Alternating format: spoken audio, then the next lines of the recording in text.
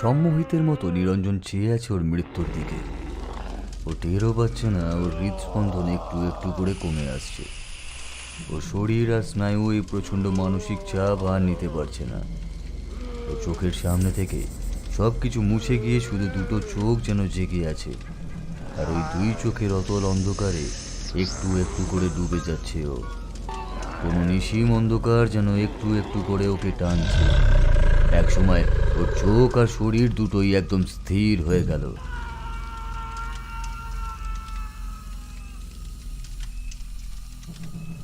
নিরঞ্জনের ঘরের জানলায় এতক্ষণে উকি দিয়ে বসেছিল কাজল। ওর আসার দরকার ছিল না, কিন্তু মাগম্বী কিভাবে নিরঞ্জনকে গ্রাস করে সেটা দেখার লোভ সামলাতে পারেনি ও। মূর্খ, ও টেরও পায়নি কখন কাজল গিয়ে ওর ঘরের মেঝে মাগম্বীর মন্ত্রপুত হার পুঁতে এসেছিল। আজ যখন নিরঞ্জন সীমার বাড়িতে যায় নিশির ডাক ডাকতে, তখন কাজলই সীমার গলায় সাড়া দিয়েছিল।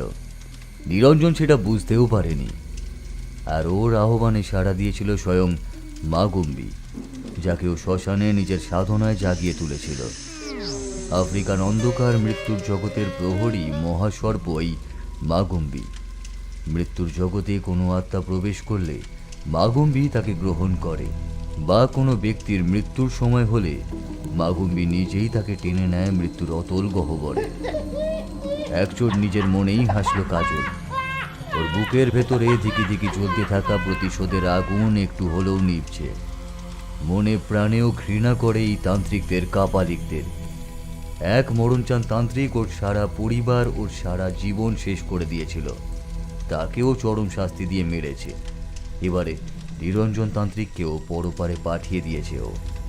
একটা হিংস্র হাসি খেলে যায় ওর মুখে। এবারে কে? এবারে কার পালা? আফ্রিকার গহন জঙ্গলে এলুকু উপজাতিদের ওঝার কাছ থেকে টানা 12 বছর এই মারণ বিদ্যা শিখেছে ও। এ তো সবে শুরু। কি মনে হতে নিজের হাতের দিকে তাকায় ও। ওর দুটো হাতের তালু, হাতের আঙুল একদম টকটকে লাল রং ধারণ করেছে, আর মাটিতে পুঁতে রাখা ক্রুশের মাথায় একটা লাল ছোপ। এর মানে একটাই, ব্যারন সামেদি খুব খুশি হয়েছেন, আর ওর সাধনায় তিনি সন্তুষ্ট। তাই নিজেই ক্রুশে রক্তের দাগ রেখে গেছেন। একটা শয়তানি হাসি খেলে যায় ওর মুখে। আরো দেব, ব্যারন সামুদিকে পুজোয়, অর্ঘ্যে, নিবেদনে ভরিয়ে দেব। যত পুজো চান উনি সব দেব। এবারে বাড়ি ফিরে একটা শান্তির ঘুম দিতে হবে। তারপর ভাবতে হবে ভবিষ্যতে আর কি করা যায়। ওই তো পূবের আকাশ একটু একটু করে ফর্সা হয়ে আসছে। তাড়াতাড়ি পা চালিয়ে বিলুর বাড়ির দিকে হাঁটে ও।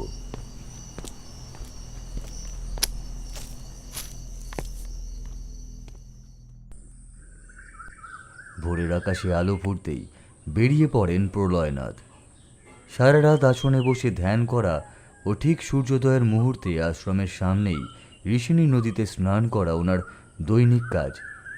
কেন জানি না কাল রাত থেকেই মনটা খুব অশান্ত হয়ে আছে।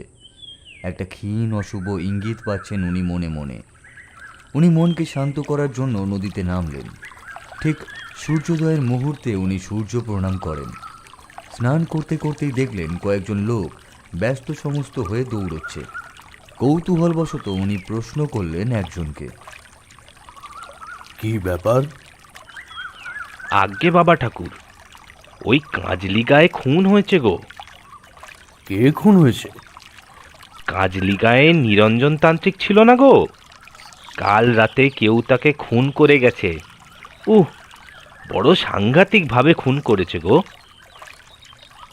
স্নান আর শেষ হলো না প্রলয়নাথের।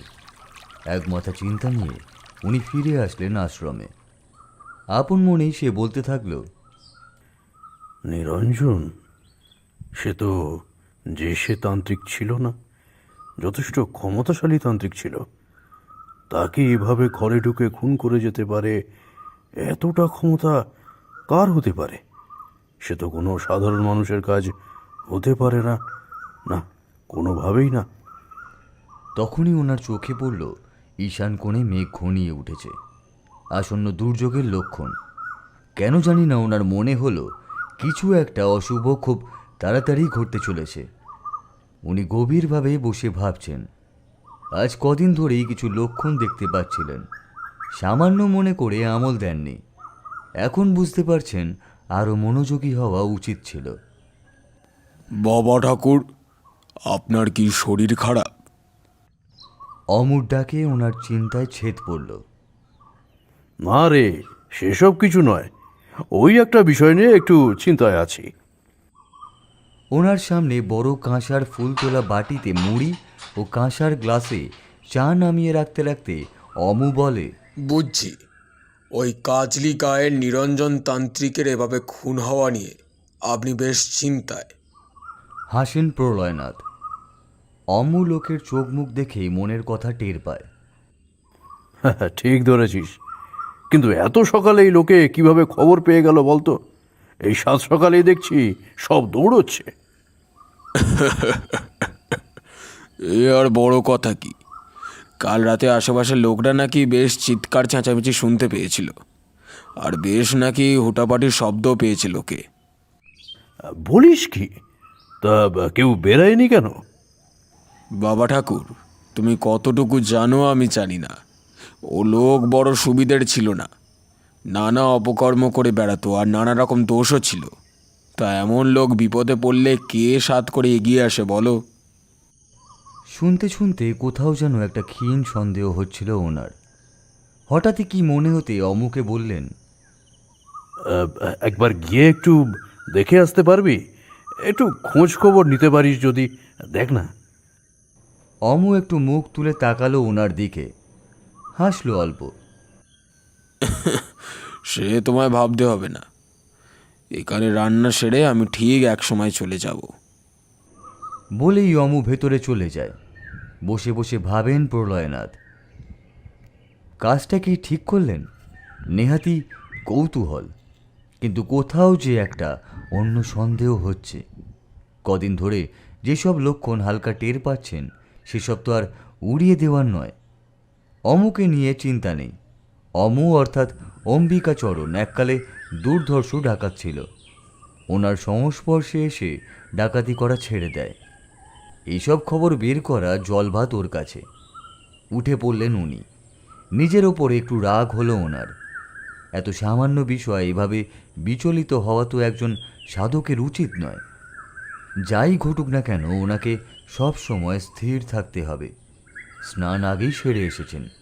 কি মনে হলো ঘরের ভেতরে গিয়ে ওনার সব থেকে প্রিয় বইখানা নামালেন তার থেকে। একাদশ অধ্যায় বিশ্বরূপম দর্শনম খুলে পড়তে শুরু করলেন। ওনার মন অশান্ত হলেই উনি এই বইখানাই খুলে জোরে জোরে পড়েন।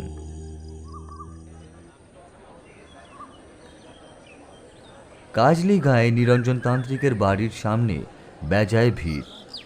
আশেপাশের লোকজন যেন ভেঙে পড়েছে সেই বাড়িতে। ভিড়ের মধ্যে টুক করে ঢুকে পড়ল অমু। ওর শিকারী চোখ ততক্ষণে যা দেখার দেখে নিয়েছে।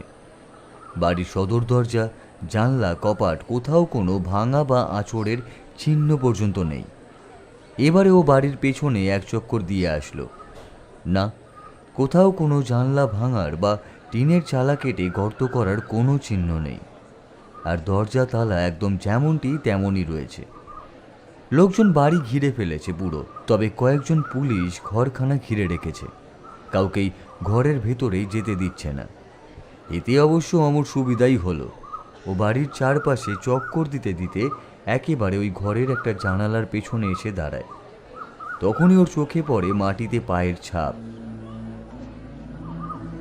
অমু এক ঝলক তাকিয়েই বুঝতে পারে এই পায়ের ছাপ দিন দুয়েকের বেশি পুরাতন হতেই পারে না। পেছনেই সন্ধ্যা মালতী ফুলের একটা ঝোপ। ওর চোখে ধরা পড়ে যে গোড়ার দিকে দুটি ডাল ভাঙা। একটা হাসি ফুটে ওঠে অমর মুখে। অর্থাৎ কেউ বাড়ির পেছনে বনবাদর পেরিয়ে এসেছে এবং এখানে দীর্ঘ সময় এই জানলার পেছনেই দাঁড়িয়েছিল। মাটিতে তাই পায়ের ছাপ বেশ গভীর হয়েই পড়েছে। অমু খুব আস্তে জানলার একটা পাল্লায় হাত ছোঁয়ায়। পাল্লাটা একটু ফাঁক হতেই ও ঘরের ভেতরটা দেখতে পায়। অমর আর কোনো সন্দেহ থাকে না যে কেউ এখানে দাঁড়িয়ে নিরঞ্জন তান্ত্রিক কী করছে ঘরের ভেতরে সেটা লক্ষ্য করেছে, হাতে অনেক সময় নিয়ে। পাল্লা একটু ফাঁক করতেই ও দেখতে পায় জানালায় কোনো গরাদ নেই, অর্থাৎ একটা ছোট্ট লাফ দিয়ে দিব্যি ঘরে ঢুকে পড়া যায়। ও আরও খুঁটিয়ে দেখতে থাকে ঘরের ভেতরের দিকে। পুলিশ এসে বাড়ির দরজা বাইরে থেকে বন্ধ করেছে। এই ঘর বন্ধ করেছে বটে, কিন্তু পাল্লা একটু ফাঁক করে ভেতরে দেখতে কোনো অসুবিধা হয় না ওর। হঠাৎই ওর চোখ যায় মেঝের দিকে। মেঝের এক কোণের মাটি রীতিমতো বিধ্বস্ত। ও ভালো করে খুঁটিয়ে লক্ষ্য করতে থাকে। আধো অন্ধকার ঘরে তবুও বোঝা যাচ্ছে মেঝের মাটি যেন নিচ থেকে ঠেলে ওপরে উঠেছে, অর্থাৎ কেউ বা কিছু যেন মাটি ফুঁড়ে বেরিয়ে এসেছে। ও ভালো করে ঘরের ভেতরে তাকায়। কড়ির একখানা আলপনা মাটিতে মুখ গুজে শুয়ে আছে। একটা মাটির কলসি ভেঙে টুকরো টুকরো অবস্থায়। পুজোর ঘট, ফুল ও অন্যান্য উপকরণ পুরো ছড়িয়ে ছিটিয়ে পড়ে আছে ঘর জুড়ে, অর্থাৎ বেশ একটা খণ্ডযুদ্ধ যে হয়েছে সে বোঝাই যাচ্ছে। অমর বেশ মনে হয় নিরঞ্জন তান্ত্রিকের মৃত্যু ও এই জানালার নিচে পায়ের ছাপের কোনো না কোনো সম্পর্ক আছে। তখনই একটা হট্টগোল শুনতে পায় ও। এই সরে যাও সবাই। দুজন কনস্টেবল উপস্থিত উৎসুক জনতাকে ঠেলে সরাচ্ছে। সদর থেকে গাড়ি এসেছে। এই গাড়িতে লাশ নিয়ে যাওয়া যাবে। অমু চট করে পাশের বড় গাছটায় উঠে পড়ে। এখান থেকে কেউ ওকে দেখতে পাবে না, কিন্তু ও সবাইকে দেখতে পাবে। অমু তীক্ষ্ণ চোখে নিচের দিকে তাকায়। এতক্ষণ দরজায় তালা দেওয়া ছিল। গাড়ি আসার পরে পরেই দুজন কনস্টেবল তালা খুলে ভেতরে ঢোকে। একজন মুদাফফরাজকেও আনা হয়েছে গাড়িতে। একটু পরেই ঘর থেকে নিরঞ্জন তান্ত্রিকের লাশ বের করে ওরা। অমুর হঠাৎই চোখ বড় বড় হয়ে যায় উত্তেজনায়। ধরাধরি করেই কয়েকজন মিলে নিরঞ্জন তান্ত্রিকের লাশ বের করে আনছে। আশেপাশে যারা দাঁড়িয়ে ছিল তারা সব ভয়ে ছিটকে দূরে সরে যায় কয়েকজন আবার উদ্গ্রীব হয়ে সামনে ঝুঁকে পড়ে। অমু উত্তেজনায় গাছের একটা বড় ডাল চেপে ধরে। ভিজে গামছা স্নানের পরে কেউ নিংড়ে জল বের করলে যা হয়, একদম সেই অবস্থা হয়েছে নিরঞ্জন তান্ত্রিকের দেহের। কেউ যেন গামছার মতো করে নিগড়েছে ওকে। ওর একটা হাত ঝুলে পড়ে। অমু তাকিয়ে দেখে হাতটা একটা ভেজা নেতার মতো ঝুলছে। একটু ভাবতেই ও শিউরে ওঠে, অর্থাৎ শরীরের হাড়গোড় কিছুই আর আস্ত নেই। আর যেটা ওকে সব থেকে অবাক করে সেটা হলো সারা শরীর একদম ফ্যাকাশে, রীতিমতো শুকিয়ে গেছে। কেউ যেন ওর সমস্ত শরীরের রক্ত শুষে নিয়েছে। চাকরি জীবনে এমন লাশ দেখিনি কখনো। কি যে হচ্ছে! বিরস মুখে মন্তব্য করে একজন কনস্টেবল। লাশ সাদা কাপড়ে মুড়িয়ে গাড়িতে তুলে ওরা রওনা দেয়। আশেপাশের লোকের ভিড় একটু একটু করে পাতলা হতে থাকে। অমু এক ফাঁকে গাছ থেকে নেমে ভিড়ে মিশে যায়। অনেক প্রশ্ন ওর মাথায় ভিড় করে এসেছে। ডাকাত জীবনে কম খুন খারাপই করেনি ও, কিন্তু এরকম কিছু ওর চিন্তারও অতীত। বেলা অনেকখানি হয়েছে। বিলু বাজারে বেরিয়েছে অনেকক্ষণ আগে। ওর মা এখন একটু সুস্থ বলে আজকেই বেরিয়ে গেছেন সকালে চাল কুটতে। বাড়িতে কাজল পুরো একা। অলসভাবে সে ঘরে পায়চারি করে। কত কি ভাবে। একটা কথা ওর খুব মনে পড়ছে। আর কয়েকদিন পরেই পৌষ পার্বণ। খড়িমাটির আলপনা, পায়েস, পিঠে পুলি, সংক্রান্তির স্নান, আরও কত কি। কত ছোটবেলার স্মৃতি যেন ভিড় করে আসছে ওর মনে। না, এভাবে মনকে দুর্বল হতে দেওয়া চলে না। যে কাজে আমার এখানে আসা, সেই কাজ শেষ করে তারপরে অন্য কিছু। তার আগে কোনোভাবে দুর্বল হওয়া যাবে না। কাজল দিন দুই ঘোরাঘুরি করে জানতে পারে এখান থেকে দূর গাঁয়ে উমানাথ নামে এক বিশাল সিদ্ধ সব সাধক মহাতান্ত্রিকের কথা। উনি নাকি নিরঞ্জনের গুরু ছিলেন।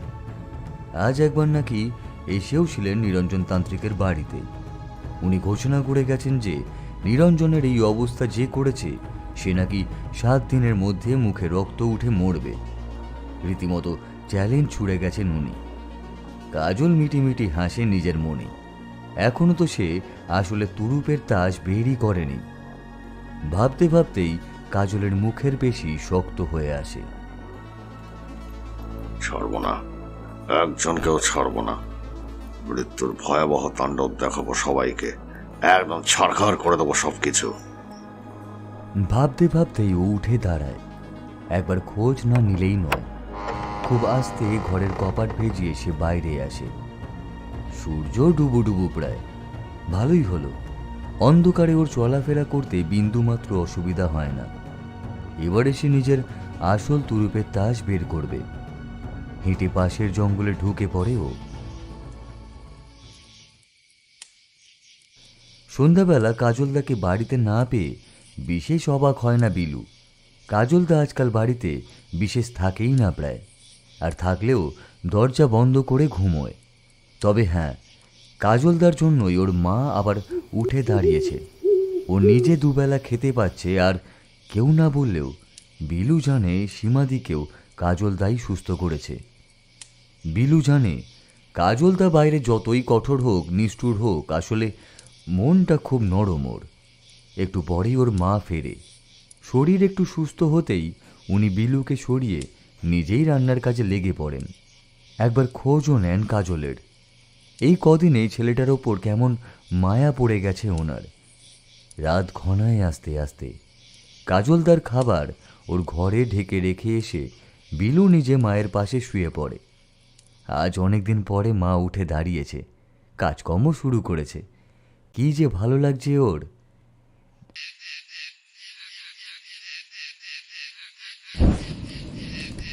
নিজের ঘরে বসে গণনায় বসেছিলেন উমানাথ। কপালে মস্ত ভ্রুকুটি ওনার। কিছুতেই কিছু বুঝে উঠতে পারছেন না। নিজের মনে বিড়বিড় করে তিনি বলল, মারণ, কালবান, পিশাচ চালনা, ডাকিনী বিদ্যা, গুজ্জ মারণ ক্রিয়া, কোনো কিছুরই কোনো চিহ্ন পাওয়া যাচ্ছে না। আর নিরঞ্জন তো নিজের বাড়ি ডাকিনী চিহ্ন দিয়ে সুরক্ষিত করে রেখেছিল। তারপরেও কে পারলো ওই বাড়িতে ঢুকতে? আর যেভাবে নিরঞ্জনকে মারা হয়েছে সেটা কোনো মহাশক্তিধর পিশাচের কাজ। এতক্ষণ চেষ্টা করেও কোনো কিছু চিহ্ন খুঁজে পাওয়া যাচ্ছে না। আর বারবার ওনার মাথায় ঘুরছে মেঝের ওই বড় ফাটলটা। অনেকখানি জায়গার মাটি ফেটে উঁচু হয়ে আছে, ঠিক যেন কোনো কিছু মাটি ফুঁড়ে বেরিয়ে এসেছিল। উনি কিছুতেই বুঝতে পারছেন না সেটা কি হতে পারে। ভৌত ক্রিয়া, বা কোনো ভূমিস্খলন, বা অগ্নি নির্বাণ। এসব তো চিন্তারও অতীত। কোনো তান্ত্রিকের পক্ষেই সম্ভব হবে না এসব করার। ভাবতে ভাবতেই মুখের রেখা শক্ত হয় ওনার। যেই করে থাকুক তাকে কিছুতেই ছাড়বো না আমি। আজ রাতেই ত্রিকাল সাধনায় বসবো। মৃত্যু, পরলৌকিক জগৎ ও মৃত আত্মা একসাথেই তিনের সাধনাকে ত্রিকাল সাধনা বলে। রাগে গড়গড় করে তিনি আবার বললেন, ত্রিকাল সাধনায় একটি উপযুক্ত আত্মা বা ভয়ঙ্কর কোনো পিশাচকে ডেকে আনবো। তারপরে নিরঞ্জনের নাম করে আহুতি দেব। আর সেই পিশাচ ঠিক খুঁজে বের করবে হত্যাকারীকে। আর তারপরে চরম যন্ত্রণাময় মৃত্যু হবে তার। কথাটা বলে বিচ্ছিরিভাবে হেসে উঠল উমানাথ তান্ত্রিক। অন্যদিকে হন হন করে হেঁটে চলেছে কাজল। আজ উত্তেজনায় ওর মন অস্থির। অনেকদিন বাদে আজ আবার এই বিদ্যা প্রয়োগ করবে সে। ওর গুরু মিয়াকুবু ওকে একবার শুধু দেখিয়েছিলেন 12টি পূর্ণ চন্দ্রিমার পরে একবার শুধু এই ক্রিয়া করা যায়, আর আজ সেটাই করবে সে। একটু আগে গ্রামের দুটো গেরস্থ বাড়ি থেকে একটা পায়রা আর একটা মুরগি চুরি করে এনেছে সে। সেগুলোর মুখ বেঁধে ঝোলায় পুড়ে হন হন করে হাঁটছে। হাতের সাদা কালো পুঁতির মালা অল্প অল্প দুলছে। ওই মালাই তাকে পথ দেখিয়ে নিয়ে যাচ্ছে। শব্দটা কানে আসতেই দাঁড়িয়ে গেল কাজল। সামনের বড় ঝোপ আর ঝোপের আড়ালে একটা বড় গর্ত। ওখান থেকেই শব্দটা আসছে। সাধারণ মানুষের পক্ষে শোনা সম্ভব নয় এত ক্ষীণ শব্দ, কিন্তু কাজলের কাছে যে কোনো জীবিত বস্তুর সামান্যতম স্পন্দনও ঠিকই ধরা পড়ে। বসে গর্তে হাত ঢোকালো কাজল। মুহূর্তের মধ্যেই বের করে আনলো একটা বড় গোখরো সাপ। এই মুহূর্তে ওর হাত পুরো পেঁচিয়ে আছে, আর ওর মাথা টিপে ধরেছে বলে ও বিশেষ সুবিধা করতে পারছে না। সাপটার মাথায় চুমু খেলো কাজল আনন্দে। ব্যারন সামেদি পছন্দ করেন কোনো বিষধর বা ভয়ঙ্কর প্রাণী, তারপরই কোনো বড় গৃহপালিত পশু, আর সবশেষে কোনো জীবন্ত মানুষ। উনি নিজেই শিকার দেখিয়ে দেন। ঝোলার মধ্যে সাপটাকে ভরে রাখলো একটা কাপড়ের ঝুড়িতে। এবারে হাঁটা দিল সে। আর একটা জিনিস পেলেই ওর কাজ সম্পূর্ণ হয়ে যাবে। খুব সাবধানে একবার গাঁয়ের হাট বাজারে হেঁটে আসলো কাজল। বলা তো যায় না, রাতের দিকেই হাট বাজারে বা গাঁয়ের এদিক সেদিকে শিকার মিললেও মিলতে পারে। দুটো গাঁ এর মধ্যে চষে ফেলেছে সে। এদিক সেদিক দেখতে দেখতে অন্ধকারের সাথে মিশে এগোচ্ছে। হঠাৎ করেই বড় রাস্তার ধারে একজনকে শুয়ে থাকতে দেখলো কাজল। কাছে গিয়ে গায়ে হাত দিতেই অস্ফুট গোঙানি শুনতে পেল। একটা মাতাল নেশার ঘোরে পড়ে রয়েছে আর ভুলভাল বকছে। ওর দুই চোখ চকচক করে উঠল। নিচু হয়ে লোকটার কাঁধে হাত দিল।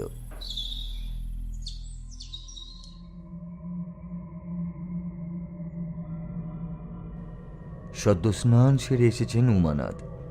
আজ বসবেন তিনি ত্রিকাল সাধনায়। ওনার বাড়ির পাশেই পঞ্চমন্ডির আসন, আর তার সামনে মাটিতে সাধারণ বেদি ও যজ্ঞকুণ্ড। আজ উনি জাগাবেন কোনো ভয়ঙ্কর অপশক্তিকে, কোনো মহাপিশাচকে, যে সে নিরঞ্জনের হত্যাকারীকে উপযুক্ত মৃত্যু দেবে। ভাবতে ভাবতেই চোয়াল শক্ত হয়ে আসে ওনার। মং হুম মৃতকায় স্বাহা মং সৃষ্টির মিলচনম মূর্জুত্রম মং আত্মন বিরাজতে প্রেতলোকনং আগচ্ছত্তু আগচ্ছত্তু মহাপভৃপায়। বলতে বলতে শুরু করেন তিনি আরাধনা। অমাবস্যার রাতে শ্মশান চণ্ডালের কাটা মাথার খুলি সামনে রাখেন। 1000 বার প্রেত মন্ত্র জপ করে ভূর্ব উচ্চারণ করেন তিনি। এবারে 3 শক্তি বস্তু, যেমন অপঘাতে মৃত কোনো ব্যক্তির জমির ধানের কণা, কোনো সদ্য বলি দেওয়া প্রাণীর রক্ত, আর একটি মানুষের চোখ, 3টে জিনিস ওই খুলির সামনে রাখেন উনি। মনে মনে শুরু করেন এক মহাপিশাচের আহ্বান। আগুনের শিখা মাঝে মাঝেই লকলকে হয়ে উঠছিল, তাতে ঘি ঢেলে দিল উমানাথ তান্ত্রিক। বেশ কিছুক্ষণ কেটেছে। এবারে উনি পাশ থেকে রমল টেনে নিলেন। নাককাঠি অর্থাৎ সাপের হাড় দিয়ে তৈরি হয় এই বিশেষ কড়ি। কোনো বিষধর সাপের কঙ্কাল থেকেই এই কড়ি তৈরি হয়। এবারে এক এক করে ওই রমল বা নাককাঠি আগুনে ফেলতে শুরু করলেন উনি। একটু আগেই উনি জানতে পেরেছেন নিরঞ্জনের মৃত্যু কিভাবে হয়েছে। কেউ পশু শ্রেণীর তান্ত্রিক ক্রিয়া করে মুহূর্তের জন্য এক মহাসর্পের ভৌতিক শরীর বানাতে পেরেছিল, আর সেই মহাসর্প মাটি পুড়ে উঠে আসে ও নিরঞ্জনকে হত্যা করে। বেশ, এবারে উনি জাগিয়ে তুলেছেন মহাপিশাচকে। এইবার দেখা যাবে।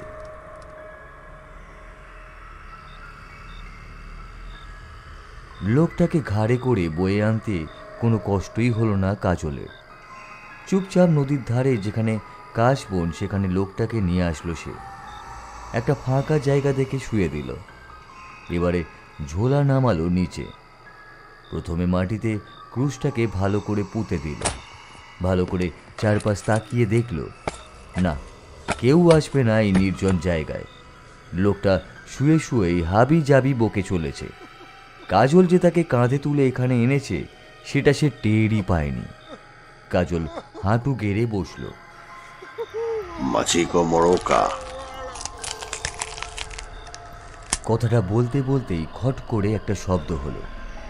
হাতের এক মোচড়ে লোকটার মাথাটা একদম ঘুরিয়ে দিয়েছে সে। মাথাটা এত জোরে মোচড় দিয়েছে পুরো উল্টো দিকে ঘুরে গেছে। যা করার এখনই করতে হবে। এবারে লোকটাকে চিৎ করে শোয়ালো কাজল। দ্রুত ওর সব জামা কাপড় খুলে ফেলল। লোকটার চোখ দুটো এখনো খোলাই আছে, মুখ অল্প হাঁ হয়ে আছে, জিভ সামান্য বেরিয়ে আছে, মুখে অনেকটা লালা জমে আছে। বেচারা নিজের মৃত্যু ভালোভাবে টেরই পেল না। এবারে কাজ শুরু করে সে। দ্রুত হাতে আগুন জ্বালায়। প্রথমে পায়রাটাকে বের করে, এক কামড়ে ওর ঘাড় ছিঁড়ে দেয়। তারপরে ওর ঘাড় ছেঁড়া শরীরটা শুয়ে দেয় লোকটার বুকের ওপর। এরপরে মুরগির পালা, এক টানে ওর ঘাড় থেকে মাথা বিচ্ছিন্ন করে দেয়। লোকটার হাত দুটো পেটের কাছে মুঠো করে, কাঁপতে থাকা মাথাবিহীন মুরগির শরীর ওর হাতে ধরিয়ে দেয়। একটা সম্পূর্ণ নিরাবরণ মানব শরীর শুয়ে আছে, বুকের ওপরে একটা মাথা ছেঁড়া পায়রা, আর পেটের কাছে জড়ো করা হাতে একটা মাথাবিহীন মুরগির শরীর নিয়ে। ঠিক যেন তিনটে মৃতদেহ কারোর উদ্দেশ্যে নিজেকে নিবেদন করছে। এইবার কাজলের চোখ যায় কাপড়ের ঝুলির দিকে। হাত বাড়িয়ে ঝুলি মাটিতে উপুর করে সে। গোকরো সাপটা মাটিতে পড়েই ফনা তোলে। রীতিমতো খেপে আছে সাপটা। কাজল একটু তাকিয়ে দেখে, তারপর উবু হয়ে বসে হাঁ করে নিজের জিভ বের করে আনে। মুখোমুখি একজন মানুষ আর একজন সরীসৃপ, দুজনেই হাঁ করে আছে। দুজনেই একে অপরের দিকে জিভ বের করে আছে। ফোঁস ফোঁস তীব্র শীষের সঙ্গেই সাপটা ছোবল মারে। একদম জিভের মাঝখানে মেরেছে ছোবলটা। বিষ অনেকটাই ঢেলেছে মনে হয়। এই তো কাজ হচ্ছে।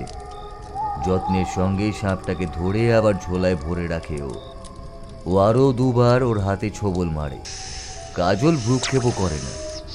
এবারে কাজল উবু হয়ে উঠে বসে লোকটার বুকের ওপর। নিচে শুয়ে থাকা মৃতদেহটার মুখ অল্প খোলা, জিভ একটু বেরিয়ে। কাজল একদম নিজের মুখ তুলে ধরে ওর হাঁ করা মুখের ওপর। টপ টপ করে ওর জিভের রক্ত পড়তে শুরু করে লোকটার মুখের হায়। কাজল এবারে নেমে আসে। এইবার আগুন জ্বালায় সে। ও বেশ বুঝতে পারছে ওর শরীর ক্রমেই ভারী হয়ে আসছে। হাত পা এর মধ্যেই কেমন ভারী হয়ে আসছে। কিন্তু ব্যারন সামেদি এটাই পছন্দ করেন। এই ক্রিয়াতে এভাবেই ওনাকে জাগাতে হয়। কাজল এবার উঠে দাঁড়িয়ে হাঁটা শুরু করে। ঘড়ির কাঁটার বিপরীত দিকে ঠিক 100 পা ঘুরবে সে, আর মনে মনে ওনাকে ডাকবে। যা হবার এর মধ্যেই হবে, না হলে নয়। ঘোরা শুরু করে কাজল।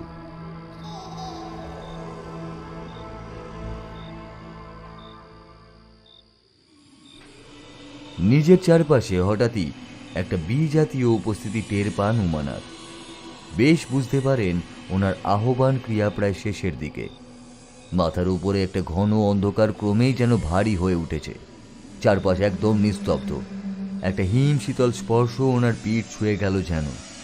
ঠিক তখনই ওনার সামনে বেদির আগুন নিভে গেল। অন্ধকার চিরে ওনার সামনে যে এসে দাঁড়িয়েছে সে কোনো মানুষ নয়, কোনো প্রেত নয়, তার চেয়েও ভয়ঙ্কর কিছু। অসীম অন্ধকারের জগৎ থেকে সে এসেছে এক বুক তৃষ্ণা নিয়ে। মনে মনে হাসেন উনি। হবে, সব হবে। আজ নররক্তেই এই পিশাচের তৃষ্ণা মিটবে। কাজলের পা আর চলছে না। ওর দুই চোখ জুড়ে আসছে ঘুমে। বিষ এই মুহূর্তের গোটা শরীর জুড়েই বইছে। কতবার ঘুরেছে ও নিজেও জানে না। একসময় ধপ করে পড়ে গেল মাটিতে। অচৈতন্য হয়ে পড়ে আছে কাজল, আর তার পাশেই শোয়ানো সেই ঘাড় মোটকে মারা লোকটির মৃতদেহ। মহাপিশাচ তার সম্পূর্ণ ছায়া শরীর নিয়ে সামনে এসে দাঁড়াতেই তাকে হাত বাড়িয়ে ইঙ্গিত করলেন উমানাথ। মুহূর্তের মধ্যেই একটা কালো অন্ধকার যেন ছুটে গেল। সন্তুষ্ট হয়ে বসলেন উমানাথ। এবারে শুধুই অপেক্ষা, কতক্ষণে মহাপিশাচ তার কাজ শেষ করে ফিরে আসে। কাজল টেরও পেল না মৃত্যু সাক্ষাৎ ওর দিকেই ছুটে আসছে। ওর হৃদস্পন্দন কমতে কমতে যে কোনো মুহূর্তে বন্ধ হয়ে যাবে। ওর জিভের রক্ত আর লালায় মাটি ভিজে গেছে। কাজল জানেও না আর কয়েক মুহূর্ত পরেই ওর ওপরে মৃত্যু ঝাঁপিয়ে পড়বে। সমস্ত জঙ্গল গভীর উত্তেজনায় টান টান হয়ে আছে। এক কোণের মাটিতে লুটিয়ে আছে কাজল, অচৈতন্য অবস্থা তার। আর তার পাশেই শোয়ানো একটি মৃতদেহ। একটি কালো ছায়া যেন ধীরে ধীরে গভীর হয়ে উঠছে কাজলের দেহের ওপর। এই অন্ধকারের মধ্যেও একটা জমাট বাঁধা কালো ছায়া যেন ঢেকে ফেলছে কাজলকে। অন্ধকারের মধ্যেই জেগে উঠল দুটো লাল চোখ। বিজাতীয় এক হুঙ্কারে কেঁপে উঠল চারিদিক। মহাপিশাচ উমানাথ তান্ত্রিক, যাকে আহ্বান করে এনেছেন নরকের কোনো অন্ধকার থেকে। মহাপিশাচ যেই মুহূর্তে পৌঁছে গেছে তার অভীষ্ট লক্ষ্যে। কাজলের প্রাণ সংহার যার একমাত্র লক্ষ্য। ধীরে ধীরে মহাপিশাচ কাজলের লুটিয়ে থাকা দেহের সামনে এসে দাঁড়ায়। প্রচণ্ড তৃষ্ণায় তার বুক জ্বলছে। একমাত্র উষ্ণ নররক্তই পারে তার তৃষ্ণা মেটাতে। গভীর জিঘাংসা আর ঘৃণায় সে ঝাঁপিয়ে পড়তে চাইছে সামনের পড়ে থাকা মানুষটির ওপর। আর লকলকে লাল জিভ বেরিয়ে এসেছে। তার হাতের বড় ধারালো নখ ব্যাকুল হয়ে উঠছে সামনের মানুষটিকে ছিঁড়ে খাবার জন্য। ঠিক তখনই মাটিতে শোয়ানো মৃতদেহটি একটু নড়ে উঠল। তার হাত পায়ে সামান্য চাঞ্চল্য দেখা গেল। মহাপিশাচ লক্ষ্য করেনি এত। সে তখন কাজলকে শেষ করার আনন্দে বিভোর। সোজা হয়ে বসল মৃতদেহটি।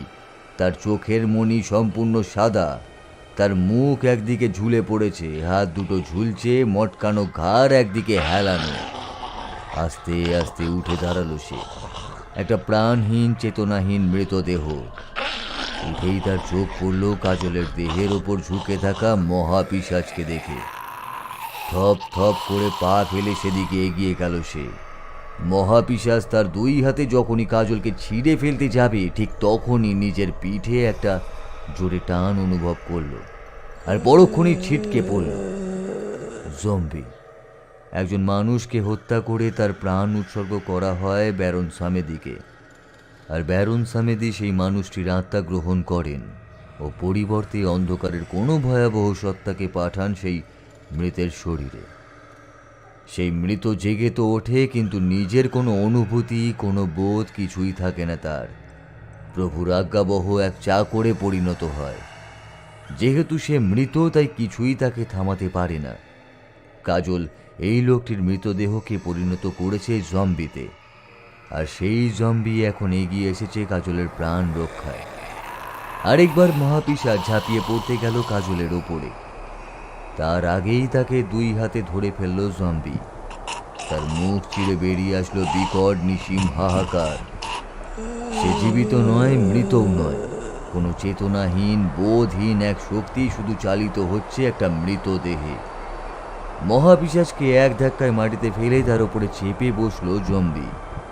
তার দুই হাত ততক্ষণে চেপে ধরেছে মহাপিশাচকে। রীতিমতো ছটপট করছে সে। জম্বি এক অন্তহীন যন্ত্রণার ক্ষুধায় যার জন্ম, যার আত্মা নেই, বোধ নেই, জন্ম মৃত্যু কিচ্ছু নেই, যাকে কোনো রকম শুভ বা অশুভ শক্তি কেউ নিয়ন্ত্রণ করতে পারে না, শুধু তার সৃষ্টিকর্তা ছাড়া। মহাপিশাচ রীতিমতো হাত পা ছুটছে, প্রাণপণে আঁচড়ে কামড়ে দিচ্ছে জম্বিকে। কিন্তু যার দেহেরই কোনো অনুভূতি নয়, এতে তার কি হবে? দুটি হাত সাঁড়াশির মতো চেপে বসলো পিশাচের গলায়। আর একটা ক্ষুধায় জ্বলতে থাকা মুখ নেমে আসলো মহাপিশাচের বুকে। বড়ক্ষণেই ভীষণ একটা চিৎকারে ফেটে পড়ল চারপাশ।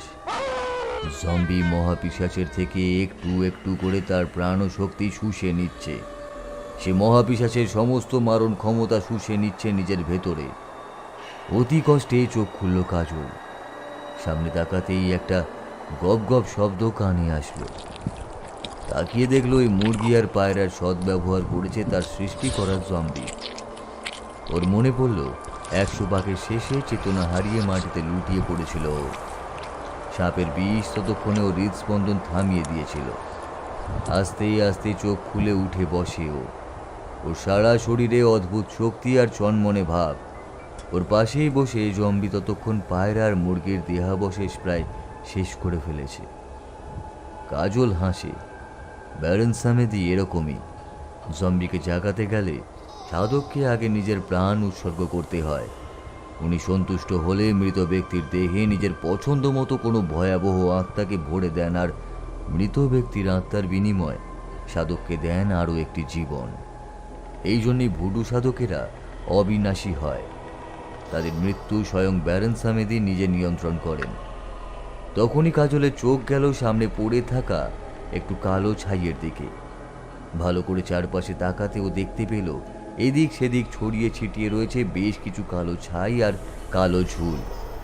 ও বুঝতে পারল ওকে মারার জন্যই কোনো অপশক্তি বা কোনো ক্ষমতাধর কিছুকে পাঠানো হয়েছিল, আর এই ক্ষমতাধর জম্বি তার সৎকার করেছে ভালোভাবে। প্রাণ খুলে হাসে কাজল।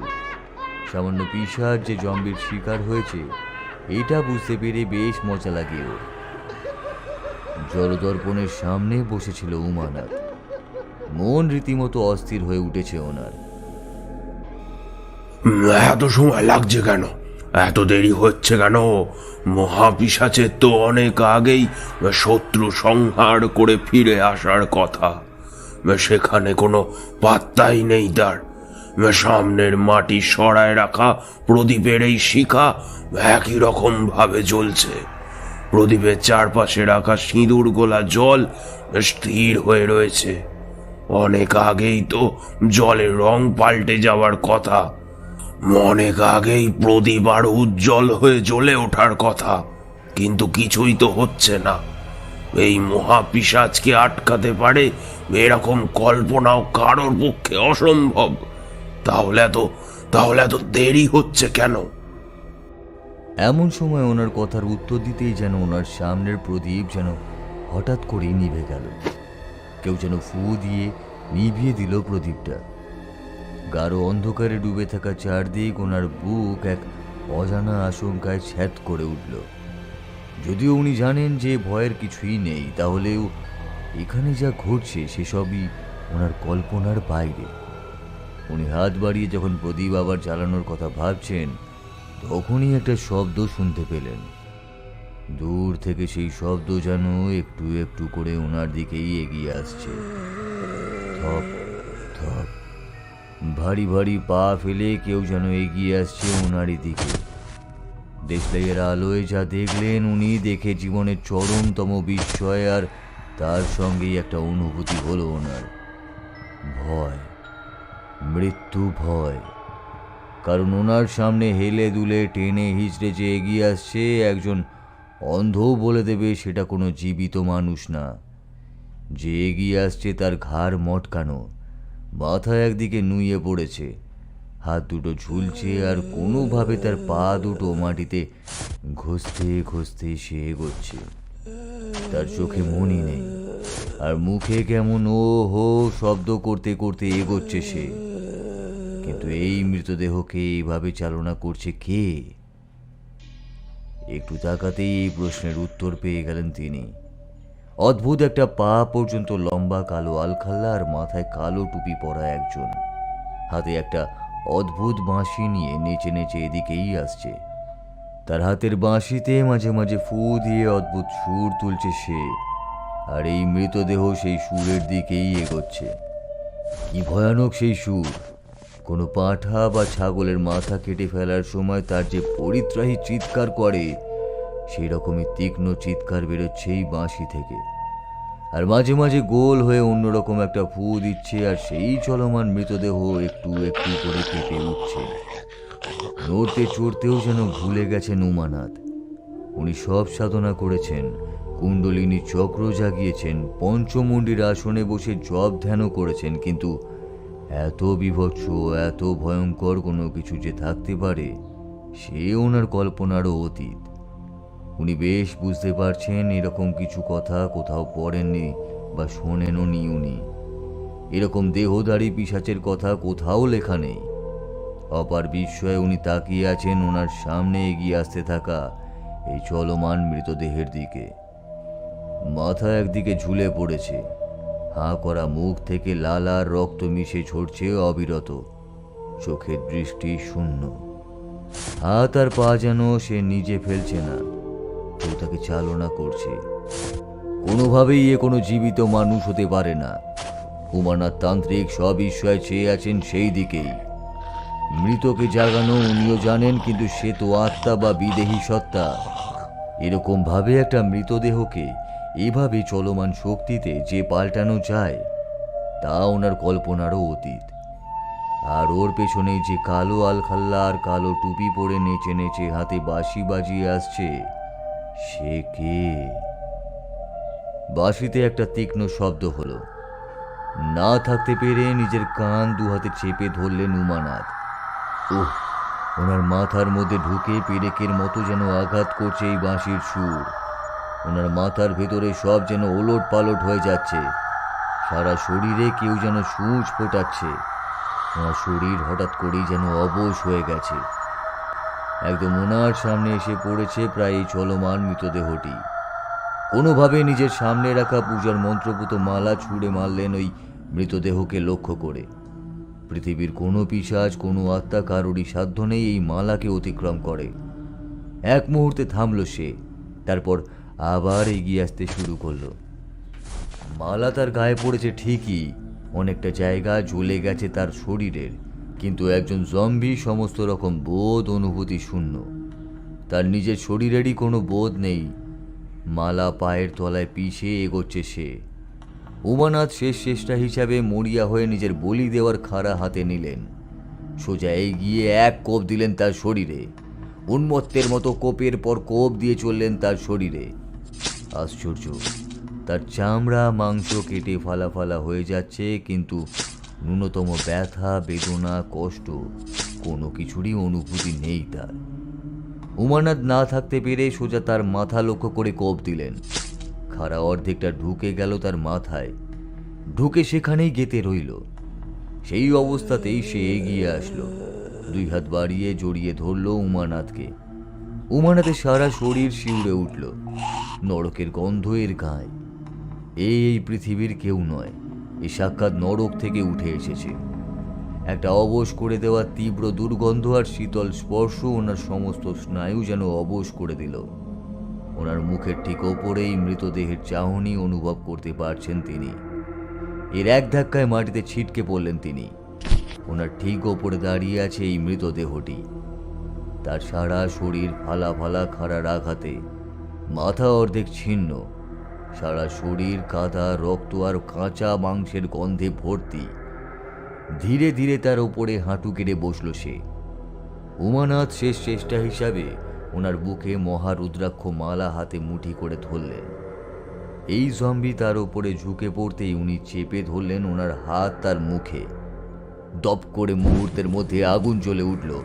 দাউ দাউ করে আগুনে জ্বলে উঠল জম্বির শরীর। কোনোভাবে হেঁচড়ে নিজেকে টেনে বের করলেন তিনি। ওনার পরনের কাপড়েও আগুন ধরে গেছে। কোনোভাবে একটু সরে গিয়ে হাঁপাতে লাগলেন। তাকিয়ে দেখছেন উনি ওনার সামনেই মাটিতে উপুর হয়ে বসে আছে জম্বি বা চলমান মৃতদেহ। দাউ দাউ করে জ্বলতে থাকা আগুনের শিখায় পুড়ছে সে, কিন্তু কোনো শব্দ নেই তার মুখে। হাঁপাচ্ছেন উমানাথ। কাজল থেমে নেই। ও ভালো করেই জানতো জম্বি উমানাথের মতো মহাশক্তিশালী তান্ত্রিকের কাছে পরাজিত হবেই, কিন্তু ওর আসল লক্ষ্য ছিল উমানাথকে দুর্বল করে দেওয়া। সেটা 100% সফল।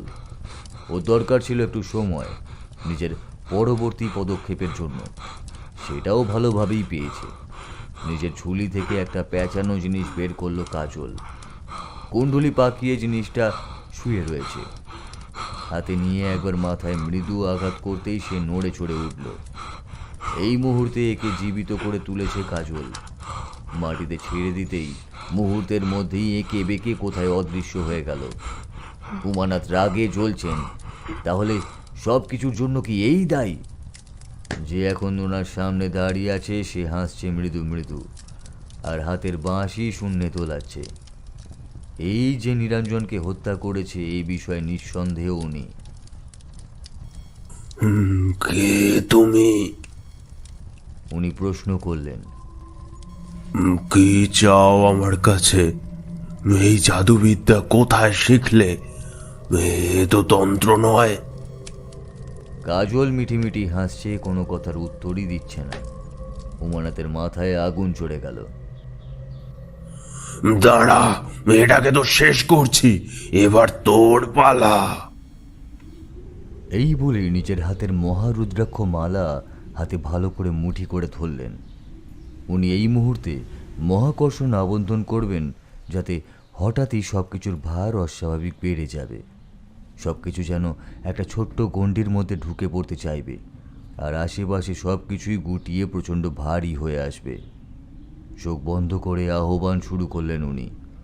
তখনই ওনার গলায় একটা তীব্র সূচ ফোটানোর যন্ত্রণা হলো।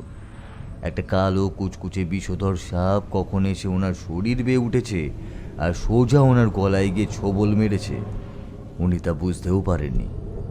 উনি হাত দিয়ে ছড়াতে যেতেই আরেকবার ছোবল মারল ওনার হাতে। মাথা টলে উঠল ওনার। এই সাপের বিষে ওনার মৃত্যু নিশ্চিত, কিন্তু মরতেই যদি হয় তার আগে শত্রুকেও নাশ করবেনই উনি। সময় নেই একদম। উনি বুঝতে পারছেন সাপের তীব্র বিষ ওনার স্নায়ুতন্ত্রে ক্রিয়া শুরু করেছে। উমানা তাকালে দেখতে পেতেন কাজল ওনার সামনে দুহাত বাড়িয়ে বিড়বিড় করে অদ্ভুত ভাষায় কী সব বলছে। কই কাজ হচ্ছে না তো, উল্টে মনে হচ্ছে ওনার শরীর থেকে কিছু একটা যেন খুব জোরে বেরিয়ে আসতে চাইছে, কিছু একটা যেন ওনার শরীর ভেদ করে বেরোতে চাইছে। পরক্ষণেই উমানাদের দেহ থেকে একটা নীল ধোঁয়া বেরিয়ে উড়ে গেল কাজলের দিকে। কাজলের হাত ধরা খুলির মধ্যে সেই নীল ধোঁয়া ঢুকে পড়ল, আর সঙ্গে সঙ্গেই উমানাদের প্রাণহীন দেহ মাটিতে লুটিয়ে পড়ল।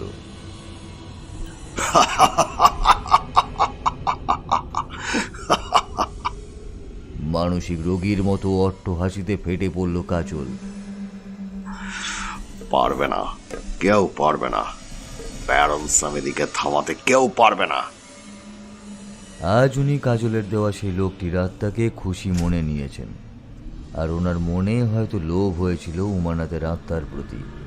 তাই উনি নিশ্চিত মৃত্যু হলেও কাজলকে তার জীবন ফিরিয়ে দিলেন, কাজলকে পথ দেখিয়ে নিয়েও আসলেন।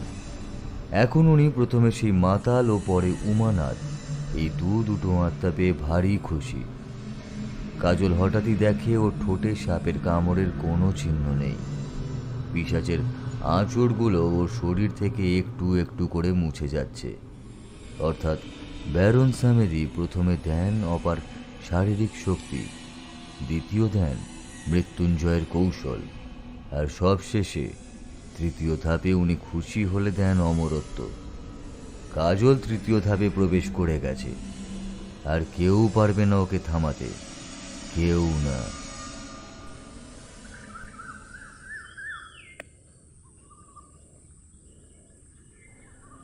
শেষ রাতের দিকে নিজের ঘরে বসে হঠাৎই ধ্যান ভেঙে গেল প্রলয়নাথের। উনি বেশ বুঝতে পারছেন এখানেই কোথাও কিছু একটা এইমাত্র ঘটল। অমু ফিরে এসে ওনাকে যা যা বলেছে তাতে উনি নিশ্চিত যে এ কোনো তন্ত্র বা কোনো পরিচিত বিদ্যা নয়, কারণ তন্ত্র যেমনই হোক সর্বদা সে মাতৃশক্তির ও বিশ্ব ব্রহ্মাণ্ড ব্যাপী যে মহাশক্তি তারই আরাধনা করে। কিন্তু উনি বেশ টের পাচ্ছেন এই ক্রিয়া যে করছে সে আদৌ তন্ত্র উপাসক নয়, বরং তার চেয়েও ভয়ঙ্কর ও অজানা কিছু। সে এসেছে কোনো ভয়ানক উদ্দেশ্য নিয়ে, কি সেটা উনি এখনো জানেন না, কিন্তু ওনার মন বলছে আগামীতে আরও ভয়ঙ্কর কিছু হতে যাচ্ছে। আর বসে থাকা চলে না। আশ্রম ছেড়ে এই অন্ধকারের মধ্যেই উনি হাঁটা শুরু করলেন। কোথায় যাচ্ছেন উনি নিজেও জানেন না, শুধু নিজের অনুমানকে সম্বল করে হেঁটে চললেন। হনহন করে হাঁটছেন উনি। ওনার অনুমান বলছে কিছু তো একটা হয়েছে। আধ ঘন্টা এভাবে হাঁটার পর উনি আসলেন শ্যামপুরের বড় মাঠে। এক পাশে জঙ্গল, তার পাশেই মাঠ। একটু খুঁজতেই বড় একটা গাছের নিচে বিষে নীল হয়ে যাওয়া একটা মৃতদেহ দেখতে পেলেন উনি। চমকে উঠলেন। এ কি, ইনি তো উমানাথ তান্ত্রিক। আর সামনে তাকাতেই আরো অবাক হলেন। একটা আগুনে পুড়ে কয়লা হয়ে যাওয়া মৃতদেহ পড়ে আছে, আর একটু তাকাতেই একটা সাপের শরীর দেখতে পেলেন। ওনার আর বুঝতে বাকি রইল না এখানে কি ঘটেছে। অসহ্য একটা রাগ ক্রমেই ওনার মধ্যে মাথা চাড়া দিচ্ছে। উনি তা বেশ ভালো করেই টের পাচ্ছেন। এখানে যেই এসে থাকুক সে পর পর দুটো নরহত্যা করেছে, আর এই সাপটি কোনো জীবিত সাপ ছিল না। তাকে বিশেষ উপায়ে মন্ত্রপুত করে চালনা করা হয়েছে বিষ ছোবল দেওয়ার জন্য। আর এই যে পুড়ে কয়লা হয়ে যাওয়া মৃতদেহ, এর শরীরে কোনো রকম ছটফট করা বা হাত পা ছোড়ার চিহ্ন নেই। এর মানে এরও মৃত্যু আগেই হয়েছে। উনি টের পাচ্ছেন রাগে ওনার সারা শরীর জ্বলছে। অসহ্য প্রতিশোধের আগুন ওনার দুই চোখে ঠিকরে বেরোচ্ছে। হাতের মুঠি কখন শক্ত হয়ে উঠেছে তা নিজেও জানে না। নিচু হয়ে উমানাথকে পরম মমতায় মাটিতে শুয়ে দিলেন উনি। একবার তাকালেন ওই পুড়ে কয়লা হয়ে যাওয়া দেহটির দিকে। এর আর কিছু করার নেই, কিন্তু এদের আত্মার যাতে সদ্গতি হয় সেই চেষ্টা উনি অবশ্যই করবেন। বাবা ঠাকুর, কি করবেন কিছু ভাবলেন? চমকে ঘাড় ঘোরালেন উনি। অমু কখন চুপিসারে ওনার পেছন পেছন চলে এসেছে। সবাইকে ডেকে খবর দে, থানায় জানাতে বল, আর উমানাথের বাড়িতে খবর দেওয়ার ব্যবস্থা কর। লোকজন না আসা অবধি আমি এখানেই বসছি।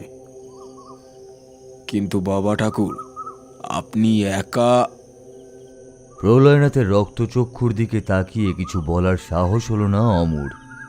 নিঃশব্দে চলে গেল সে সেখান থেকে।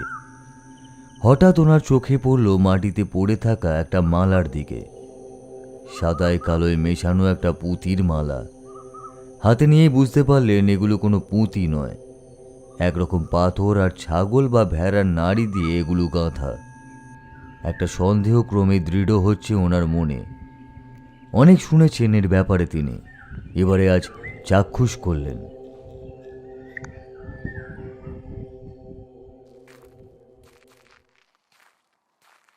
হনহন করে হেঁটে বা উড়ে চলেছে কাজল আনন্দে। ব্যারন সামেদি তৃতীয় স্তর খুলে দিয়েছেন ওর সামনে, আর ওকে পায় কে? একবার এই স্তরে সফল হলে ও অমিত শক্তিশালী ও অপ্রতিরোধ্য হয়ে উঠবে।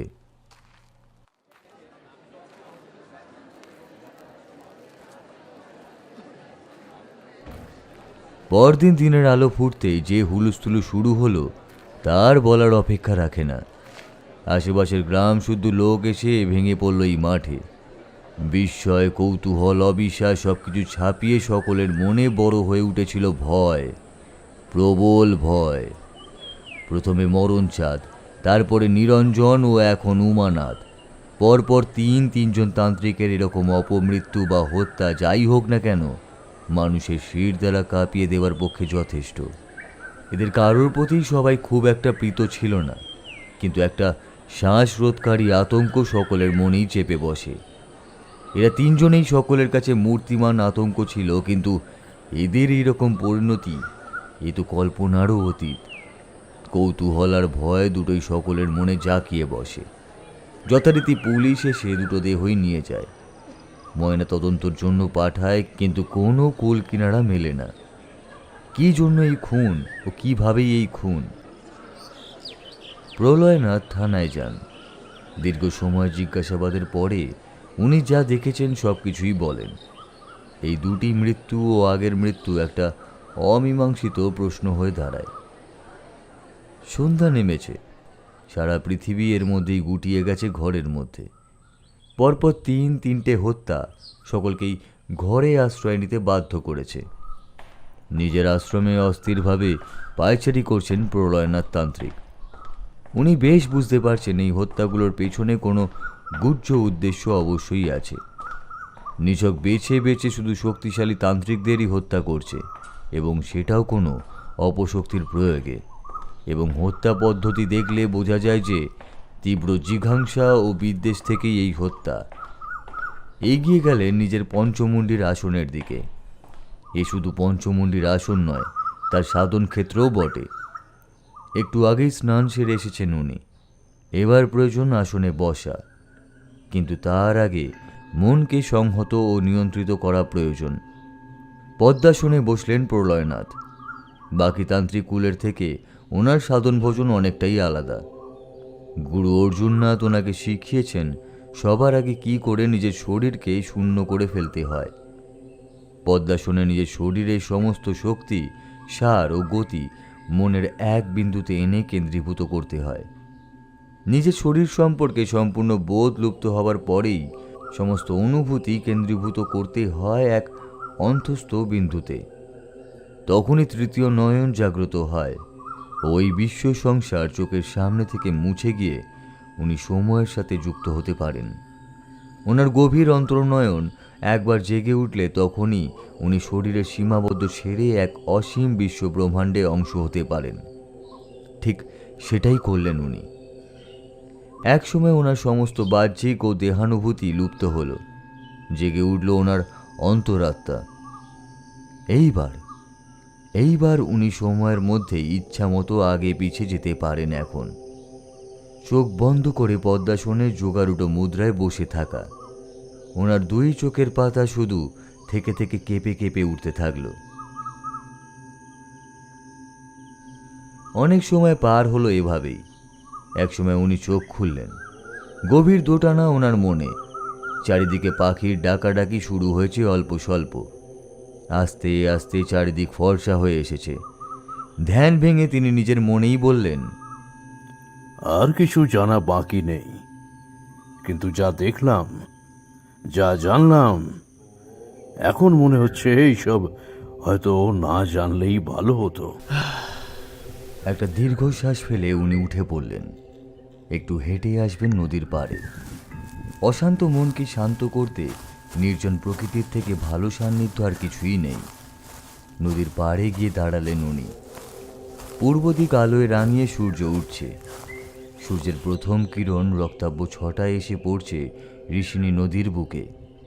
দু চারটে পাখি ওড়াউড়ি করছে। বিড়বিড় করে আবার আপন মনেই বলে উঠলেন তান্ত্রিক প্রলয়নাথ, এ কি দেখলাম আমি? মানুষের লোভ আর কামনার জন্যই বারবার সে নিজের বিপদ নিজেই সৃষ্টি করে। মানুষের সাধনা ও সিদ্ধির পথে সব থেকে বড় বাধা হলো জাগতিক কামনা ও লোভ। মরণচাঁদ, উমানাথ ও নিরঞ্জন তিনজনেই চেয়েছিল ক্ষমতা, অপার ক্ষমতা। আর তাই এর জন্য তারা নিজের বিবেক, বুদ্ধি, মানবিকতা সবকিছুই বিসর্জন দিয়েছিল। কিন্তু তারা বুঝতে পারেনি তাদের এই লোভ একজনকে টেনে আনবে এই মৃত্যু চক্রে। সাধারণ কেউ যখন খারাপের দিকে যায় তাতে খুব একটা কিছু পার্থক্য হয় না, কিন্তু ভালো কেউ যখন পাপের পথে পা বাড়ায় তখন সে শয়তানকেও ছাড়িয়ে যায়। কিন্তু তাই বলে একে এভাবে ছেড়ে দেওয়া যায় না। ত্রিকাল দর্শন আমাকে এর যা সম্ভাব্য পরিণতি দেখিয়েছে তা মনে পড়লেই সারা গা আমার শিউরে উঠেছে। ছেলেটি না জেনেই যে কি ভয়ঙ্কর বিপদ নিজের ও বাকি সকলের জন্য ডেকে আনছে তার বিন্দুমাত্র ধারণা নেই। চোখ বন্ধ করে উপায় ভাবতে শুরু করলেন উনি।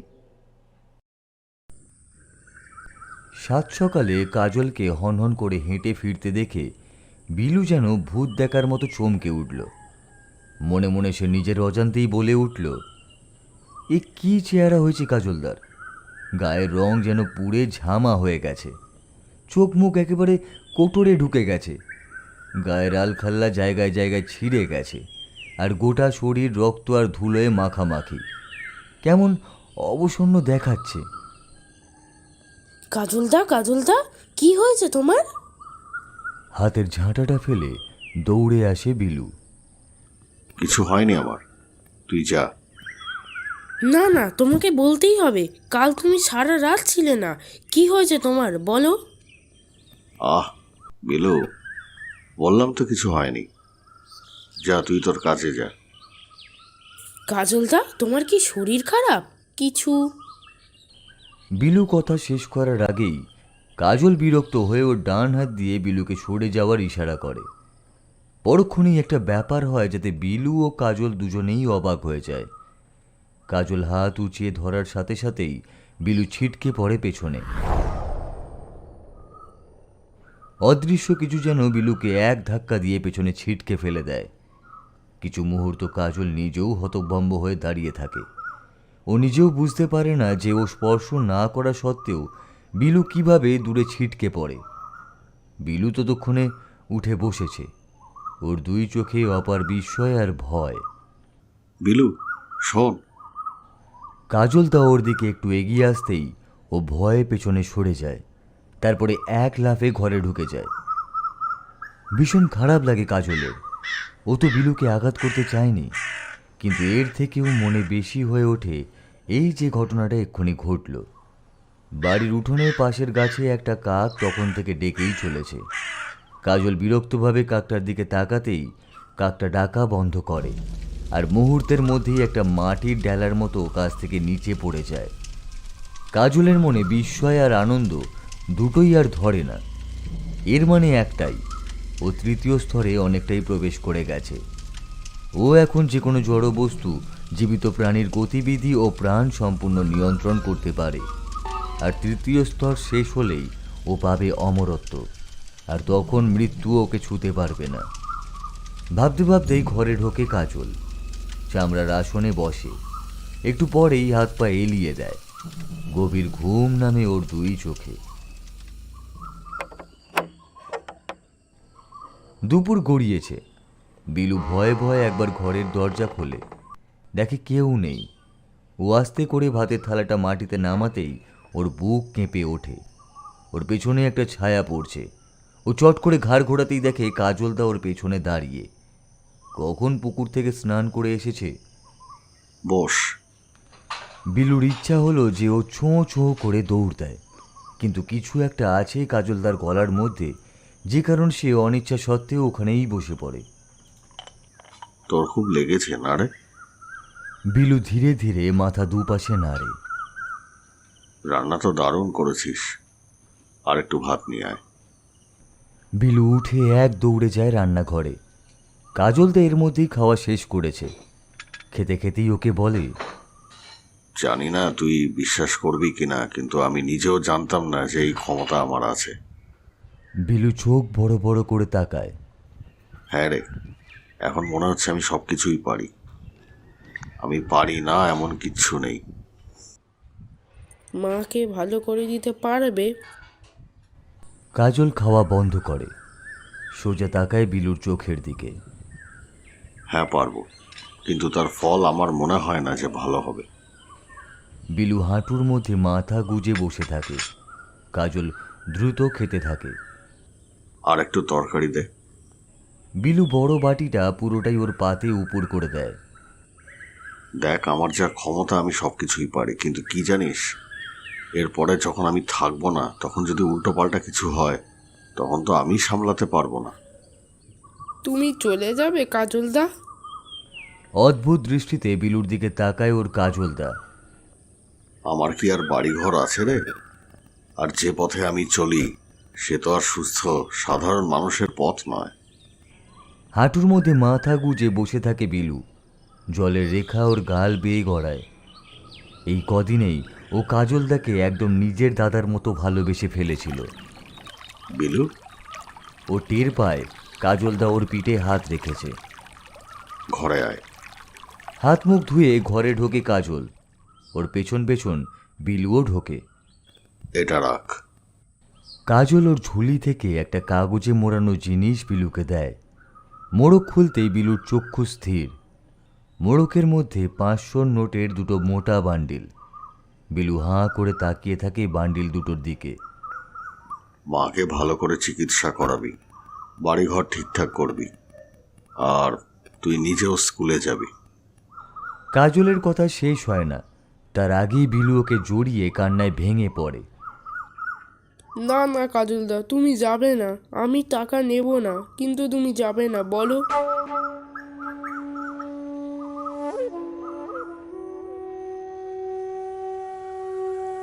বিলুর পিঠে হাত রাখতে গিয়েও থেমে যায় কাজল। কোথাও ওর নিজের চোখ দুটো একটু ভিজে ওঠে। ওর কি মনে পড়ে যে একদিন বিলুর মতোই ওর একটা ছোট্ট ভাই ছিল, ওরও মা বাবা ছিল, ওরও বাকিদের মতোই স্বাভাবিক জীবন ছিল।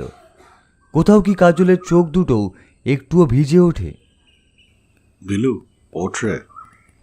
স্নেহের স্পর্শে বিলুকে ওর কোল থেকে টেনে তোলে কাজল। চুপ করে বস এখানে।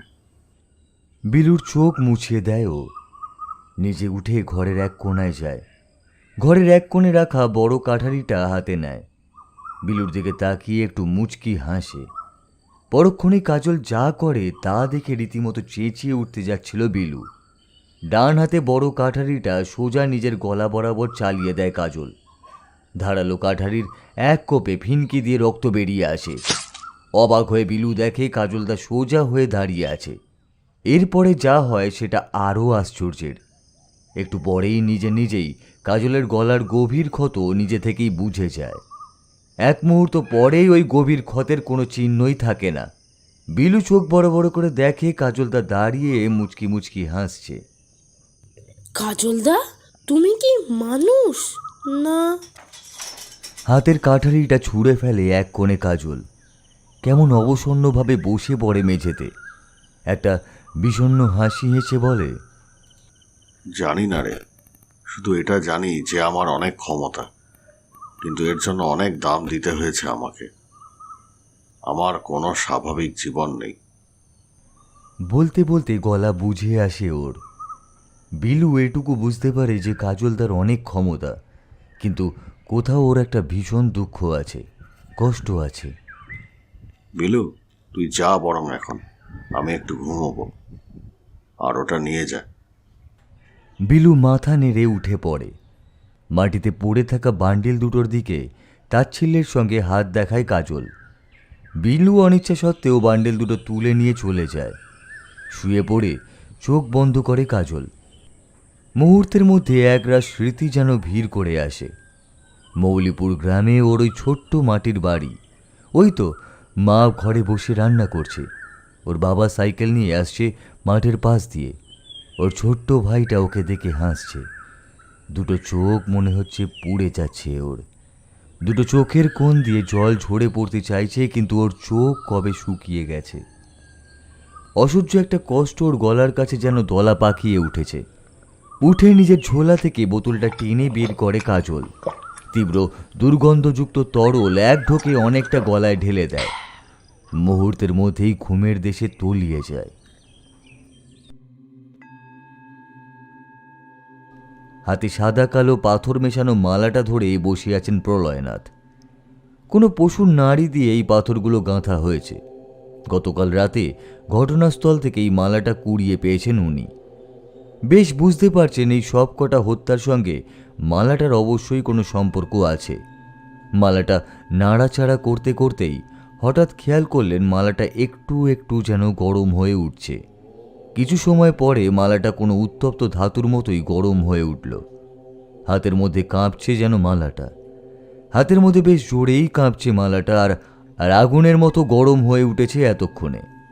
প্রাণপণে হাতের মুঠোয় শক্ত করে ধরে রাখলেন উনি মালাটা। এরপরেই একটা অদ্ভুত ঘটনা ঘটল। হঠাৎই ঝুলতে থাকা মালার একটা অংশ দপ করে জ্বলে উঠল। উনি তাও মনের জোরে ধরে আছেন মালাটা। ওনার হাতের থেকে যেটুকু অংশ ঝুলছে সেটুকু এখন আগুনে জ্বলছে।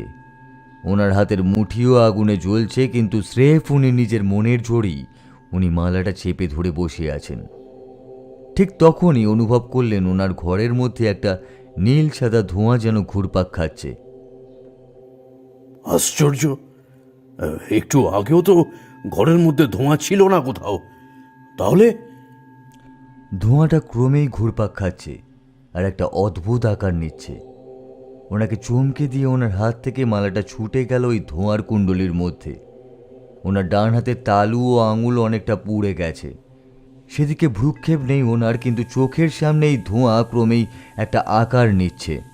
ধীরে ধীরে একটা বীভৎস পিশাচকে চোখের সামনে রূপ নিতে দেখলেন উনি। সাদা ধোঁয়ার মধ্যেই যেন একটা পিশাচ, যার কুৎসিত চেহারা ও তীব্র ঘৃণার দৃষ্টি ওনার চোখে পড়ল। অজান্তেই হাসলেন উনি। এই তাহলে ব্যাপার। উনি জানেন ইনি কে। ইনি আফ্রিকান প্রেততন্ত্রের ভুডু সাধকদের উপাস্য দেবতা, অন্ধকারের রাজা ও সকল মৃত আত্মাদের মালিক ব্যারন সামেদি। ইনি অবস্থান করেন প্রেতলোকের অতি নিম্ন স্তরে। যে কোনো জীবিত প্রাণীর আত্মার ওপরে ওনার ভীষণ লোভ, আর মৃত প্রাণীদের আত্মাকে বন্দী করেন। এইভাবেই ইনি নিজের অস্তিত্ব বজায় রাখেন, বদলে ভুডু সাধককে দেন অপার ক্ষমতা। ভুডু সাধকেরা তাই নানান রকম প্রাণী বলি দেয় এনার উদ্দেশ্যে। আর মজার কথা এই যে ইনি মৃত প্রাণীদের শরীরেও আত্মার সঞ্চার করতে পারেন। তবে সেই আত্মার কোনো হুঁশ জ্ঞান থাকে না, সে কেবল একটি চলমান মৃতদেহ মাত্র হয়। সব কিছুই এখন দিনের আলোর মতো পরিষ্কার ওনার কাছে। মরণচাঁদ, নিরঞ্জন ও উমানাথ তিনজনেই একটা চরম ভুল করেছিল। এরা সবাই ভেবেছিল যে কোনো বিরুদ্ধ তন্ত্র সাধনাতেই তাদের বিরুদ্ধে কেউ নেমেছে। এটা যে ভুডু সাধনা সেটা জানতেই পারেনি কেউ। আর ব্যারন সামেদি নিশ্চয়ই ক্ষুধার্ত। পরপর এতগুলো আত্মা পেয়ে ওনার খিদে অনেক বেড়ে গেছে। ওই সাদা কালো পাথরের মালা আসলে ওনাকে আহ্বান করার জন্য। না জেনে ওনাকে ডেকে ফেলেছেন প্রলয়নাথ। ব্যারন সামেদি ততক্ষণ তার পূর্ণরূপে ওনার সামনে এসে দাঁড়িয়েছেন। সাদা ও লাল মেশানো চামড়া ছড়ানো শরীর, গোটা শরীরের কোথাও চুলের চিহ্ন মাত্র নেই। চোখ দুটো টকটকে লাল, মুখের দাঁত ছুচলো পেরেকের মতো। দুই কান অস্বাভাবিক বড় আর পিঠে দুটো পাখা গুটিয়ে আছে। হাত দুটো অস্বাভাবিক লম্বা আর পশুর মতো বড় নখ হাতে ও পায়। মুখ থেকে লালা ঝরছে অবিরত, চোখের দৃষ্টি শটান ওনার দিকে। কর্কশ একটা চিৎকার করল সে। কালো জিভটা বেরিয়ে এসে একবার বাতাস শুকলো যেন। নাকের জায়গায় একটা অতল গহ্বর। এই মুহূর্তে সে এগোচ্ছে প্রলয়নাথের দিকে। প্রলয়নাথ স্থিরভাবে বসে আছেন, খালি ওনার ঠোঁট নড়ছে। উনিও চোখের পলক ফেলছেন না। ডান হাতে তর্জনী ক্রমেই শক্ত হয়ে উঠছে ওনার। এবার উঠে দাঁড়ালেন। ব্যারন সামেদি এগোচ্ছে ওনার দিকে। চোখের সামনে শিকারকে দেখে তার আনন্দ আর দেখে কে? প্রলয়নাথ স্থিরভাবে দাঁড়িয়ে আছেন, শুধু ওনার ঠোঁট নড়ে চলেছে। এক মুহূর্ত থমকে দাঁড়িয়েই বড়ক্ষণেই ওনাকে লক্ষ্য করে ঝাঁপ দিল সে। তার পিঠের গোটানো পাখা দুটো ফুলে উঠল। মুখ হাঁ করে একটা বিকট চিৎকার করে সে লাফ দিল প্রলয়নাথকে লক্ষ্য করে। ঠিক তখনই তিনি নিজের ডান হাতে তর্জনী একদম সোজা করে তুলে ধরলেন ব্যারন সামেদের দিকে।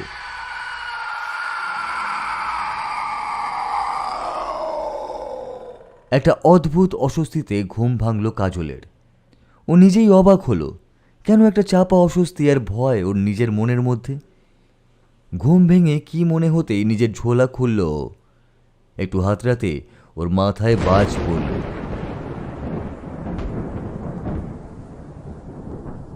এনুকুলুবিয়ার মালাটা নেই। আফ্রিকান কালো জাদুর প্রতিটি সাধক ব্যবহার করে এই এনুকুলুবিয়ার মালা। ইচ্ছে মতো এই মালা দিয়ে জীবন মৃত্যু নিয়ন্ত্রণ করা যায়। আর তার থেকেও বড় কথা, এই মালা থাকলে তবেই ব্যারন সামেদিকে ডাকা যায়, না হলে না। তখন বিদ্যুৎ চমকের মতো ওর মনে পড়ল গত রাত্রে মাঠেই এত সব কাণ্ডের মধ্যে কোথাও ফেলে এসেছে ও। কাজল বজ্রাহতের মতো বসে থাকল। এত বড় ভুল ও করল কিভাবে? আর কিভাবে ও ব্যারন সামেদিকে ডাকবে? তখনই ওকে চমকে দিয়ে কাঠের ক্রুশটা নড়তে শুরু করলো। হাত দিতেই চমকে ওঠে ও। ক্রুশের গা ভিজে ভিজে। এর মানে একটাই হয়, ব্যারন সামেদি এসেছেন এবং এই মুহূর্তে তিনি আশেপাশেই কোথাও আছেন। কিন্তু কে ডাকলো ওনাকে? সে কি করে জানলো এনুকুলুবিয়া ব্যবহারের কথা? এ তো কল্পনারও অতীত। কে ডাকলো ওনাকে? কাজল উদ্ভ্রান্তের মতো মাথা চেপে বসে। তখনই ও দেখে সামনের মরার খুলি অল্প অল্প নড়ছে, অর্থাৎ তিনিই বলি চাইছেন। এক ঝটকায় উঠে দাঁড়ায় কাজল। যা করতে হবে এখনই। ব্যারন সামেদিকে এখনই বলে দিতে না পারলে উনি অনর্থ করে ছাড়বেন। আর আমারও প্রাণ সংশয় নিশ্চিত। দৌড়ে ঘর থেকে বেরিয়ে আসে ও, কাঁধে ওর বড় ঝোলাটা নিয়ে। সামনে তাকাতে ওর মনে হয় ওর পা দুটো যেন টানছে কেউ, অর্থাৎ উনিই পথ দেখাচ্ছেন। হনহন করে হাঁটা শুরু করে দেয় কাজল। এখনই ওনার কাছে পৌঁছতেই হবে, এখনই পৌঁছতে হবে। হনহন করে হাঁটছে কাজল। ওর মাথায় যেন সবকিছু এলোমেলো হয়ে যাচ্ছে। একটু আগেই ও নিজের চোখে দেখেছে ক্রুশের মাথায় লাল ফোঁটা, অর্থাৎ ব্যারন সামেদি এসেছেন। কিন্তু তিনি কেন দেখা দিচ্ছেন না? কেনই বা তিনি প্রতিবারের মতো নিজের উপস্থিতি জানান দিচ্ছেন না? অদ্ভুত একটা শঙ্কা ওর মাথায় ঘুরতে থাকে। আপন মনে ভাবতে ভাবতেই বিড়বিড়িয়ে ওঠে কাজল। ব্যারন সামেদি কোনোভাবেই আহ্বান ছাড়া আসতে পারেন না। আর ওই সাদা কালো আনুকুলুবিয়া মালা ছাড়া ওনাকে ডাকাও সম্ভব নয়। কিন্তু তাহলে? হঠাৎ করেই একটা সম্ভাবনা মাথায় আসতেই মাঠের মধ্যে হাঁটা থামিয়ে দাঁড়িয়ে পড়ে ও। মাথাটা ভোঁ করে ওঠে ওর। এরকম হয়নি তো যে কেউ ওই মালা কুড়িয়ে পেয়েছে আর অজান্তেই ওনাকে আহ্বান করে বসেছে? কিন্তু ওনাকে এভাবে ডাকলে তার ফল মারাত্মক। একবার আসলে নিজের উপযুক্ত অর্ঘ্য না নিয়ে উনি কখনোই যাবেন না, কিন্তু সেরকম কিছু হলে তো আমি টের পেতামই। কাজল ওর কাঁধের ঝুলি থেকে ক্রুশটা বের করে। ক্রুশটা একবার নিজের মাথায় ঠেকিয়ে ওপরে ছুঁড়ে দেয়। অনেকটা পাক খেয়ে সেটা কিছু দূর গিয়ে সামনে গিয়ে পড়ে। কাজল দ্রুত পায়ে সেদিকেই এগিয়ে যায়। ক্রুশের মাথা যেদিকে পড়ছে সেদিকে অনেকটা হেঁটে মাঠ শেষ, আর ওদিকে একটু এগিয়ে গেলেই নদী। যদিও তাতে বেশি জল নেই। নদী পার করেই একটা ছোট মতো বাঁশঝাড়, আর ওই দূরে একটা মিটমিটে আলো চোখে পড়ছে ওর। কোনো কিছু দ্বিতীয়বার না ভেবে কাজল সোজা হাঁটতে থাকে। ওর সমস্ত মন শরীর রাগে ফেটে পড়ছে যেন। এই কাজ যেই করুক তার জন্য চরম মৃত্যু অপেক্ষা করছে। আর এর মধ্যেই তৃতীয় স্তরে পৌঁছে গেছে। কারোর ক্ষমতা নেই ওকে আর আটকানোর। হনহন করে হেঁটে মাঠ পার হয়ে সোজা নদীতে এসে পৌঁছায় কাজল। নদীর জলে পা দিতেই একটা ঘটনা ঘটে। ফস করে একটা শব্দের সাথে ওর মনে হয় কিছু একটা ওকে ধাক্কা দেয় যেন। কাজল আবার নদীতে নামতেই ওর মনে হয় অদৃশ্য কেউ যেন ওকে ধাক্কা দিয়ে পেছনে সরিয়ে দিতে চায়। রাগে ওর মাথায় আগুন জ্বলে ওঠে। কি ভেবেছে এরা? এরা জানে না কাজল কি পরিমাণ মহাশক্তিধর। কাজল ওর ঝুলি থেকে ইনগোবি মাগুন্ডুকে বের করে। একটা ছোট্ট কাঠের তৈরি পুতুল, যার সর্বাঙ্গে অজস্র লাল নীল সুতো জড়ানো, আর অনেক দিনের রক্ত শুকিয়ে কালচে হয়ে জমে আছে।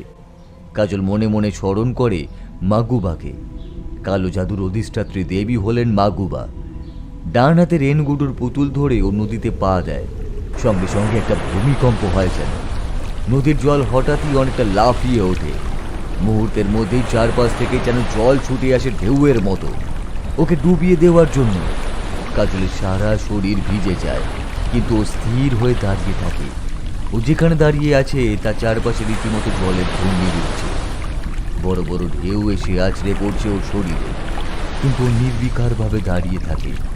হঠাৎ করেই কাজল দেখে জল যেন ওর চারপাশে প্রাচীরের মতো দাঁড়িয়ে আছে। উঁচু জলের প্রাচীর ওকে ঘিরে স্থির হয়ে দাঁড়িয়ে আছে। ঝাঁপিয়ে পড়তে চাইছে ওর শরীরে, কিন্তু কোনো এক অদৃশ্য শক্তি যেন তাদেরকে আটকে রেখেছে। মৃদু হাসে কাজল। মাগুবা আছেন ওর সঙ্গে। মাগুবা নিজেই আটকে দিয়েছেন এই জলের প্রাচীর।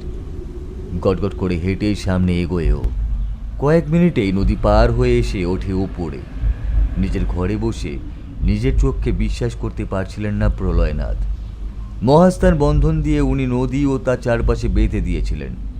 পৃথিবীর কোনো শরীরই বা অশরীরী প্রাণীর ক্ষমতা নেই এই বন্ধন ভেদ করে আসার, কিন্তু যে আসছে সে অক্লেশে এই বন্ধন ছিঁড়ে বেরিয়ে এসেছে। মহাস্থান বন্ধন তার কিছুই করতে পারেনি। একটা চাপা হুঙ্কার শোনা যায়। উনি চকিতে এদিকে তাকান। ওনার সামনে মেঝের ওপর দাঁড় করানো একটা বড় আয়না, যার কাঁচের মধ্যে একটা হালকা ছায়া ঘোরাফেরা করছে। উনি মায়াদর্পণে এই জীবটাকে বন্দি করেছেন ঠিকই, কিন্তু কতক্ষণীকে বন্দি রাখতে পারবেন সেটাই প্রশ্ন।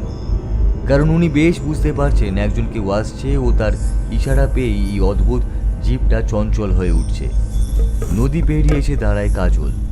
ঝুলি থেকে ওই মরার খুলিটা বের করে, ডানাতে উঁচু করে ধরে আকাশের দিকে। এক দুর্বোধ্য ভাষায় চিৎকার করে ওঠে। পরক্ষণেই গলা ফাটিয়ে একটা চিৎকার দেয় ও।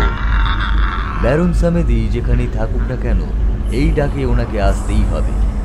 প্রলয়নাথ হঠাৎই লক্ষ্য করেন মায়াদর্পণ কাঁপছে। পরক্ষণেই একটা বিকট শব্দের সঙ্গে ভেঙে টুকরো টুকরো হয়ে পড়ে। একটা কালো ছায়া সবকিছুকে কাঁপিয়ে ঘর থেকে উড়ে যায়। ঘরময় ছড়িয়ে থাকা ভাঙা কাঠের টুকরো আর কাঁচ। উনি ঘরের এক কোণায় পড়ে থাকেন। সমস্ত ঘর যেন মুহূর্তে এক ঝড়ে লণ্ডভণ্ড হয়ে যায়। নিজেকে সামলে নিয়ে পরক্ষণেই উনি উঠে দাঁড়ান। বাইরে এসে দেখেন একটা কালো ছায়া উড়তে উড়তে যাচ্ছে নদীর দিকে। কাজল দাঁড়িয়েছিল খুলিটা হাতে নিয়ে। হঠাৎই ও দেখে একটা কালো ছায়া পাখা মেলে যেন উড়ে ওর দিকেই আসছে। নিজের দুই হাত দুদিকে ছড়িয়ে দাঁড়িয়ে থাকে ও। পরক্ষণে ওই কালো ছায়া এসে ওর ওপরে ঝাঁপিয়ে পড়ে। একটা কালো কুয়াশায় ঢেকে যায় ও। ওর সমস্ত বোধ ও চেতনা অবলুপ্ত হতে থাকে। একটা ভীষণ কিছু যেন ওর মধ্যে প্রবেশ করছে। ওর সমস্ত চেতনা, আত্মা ও মনে ছড়িয়ে পড়ছে ক্রমশ। কিছুক্ষণ পরে ও চোখ খোলে যখন ওর মধ্যে আর নিজের কোনো আলাদা সত্তা নেই, বরং কাজল আর ব্যারন সামেদি দুজনেই যেন এক হয়ে এক অভিন্ন সত্তায় পরিণত হয়েছে। ঝুলঝুল করে ও তাকিয়ে দেখে ওর সামনে দাঁড়িয়ে থাকা লোকটিকে। চোখের সামনে দেখছিলেন প্রলয়নাথ কিভাবে ওই কালো ছায়া ওই আগন্তুকের দেহে প্রবেশ করলো ও কিভাবে ওনার সামনে এখন এই মূর্তিমান পিশাচ মানব দাঁড়িয়ে আছে। উনি বেশ বুঝতে পারছেন সব প্রশ্নের উত্তর এর কাছেই আছে। সবকটি হত্যা এই করেছে ও আজ ওনাকেও হত্যা করতে এসেছে। কি ভীষণ হিংস্র, নির্মম ও অমানবিক এই পিশাচ মানব! কিন্তু একে ধ্বংস না করতে পারলে আরও বড় সর্বনাশ নিশ্চিত। কাজল ঝুলঝুল করে তাকিয়ে দেখছে তার সামনে দাঁড়িয়ে থাকা লোকটিকে। কোনো সন্দেহ নেই ব্যারন সামেদিকে এই আহ্বান করেছিল। ওই লোকটি চেষ্টা করেছিল ওনাকে ধ্বংস করার। এতই সোজা?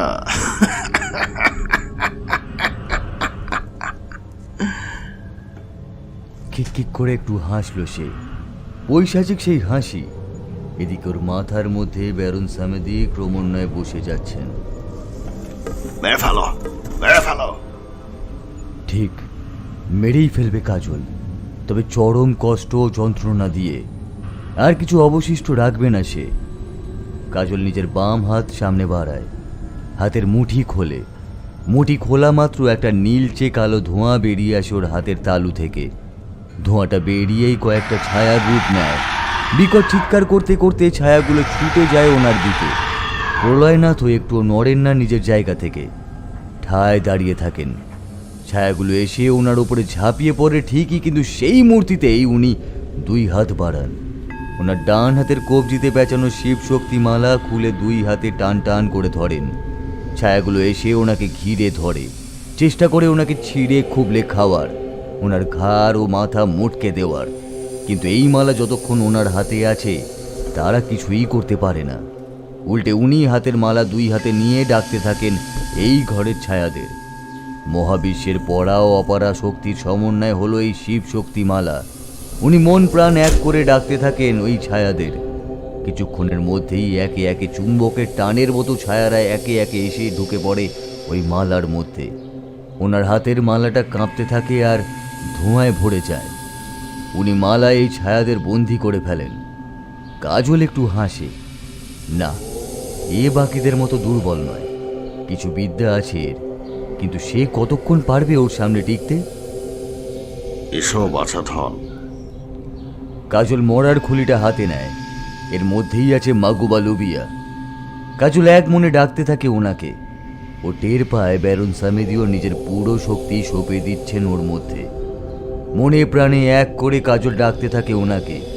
স্থির হয়ে দাঁড়িয়ে আছে প্রলয়নাথ। উনি কৌতূহলে দেখছেন এই আগন্তুক এরপরে নতুন কি চাল দেয়। হাতের খুলিটা মাটিতে নামিয়ে রাখে কাজল।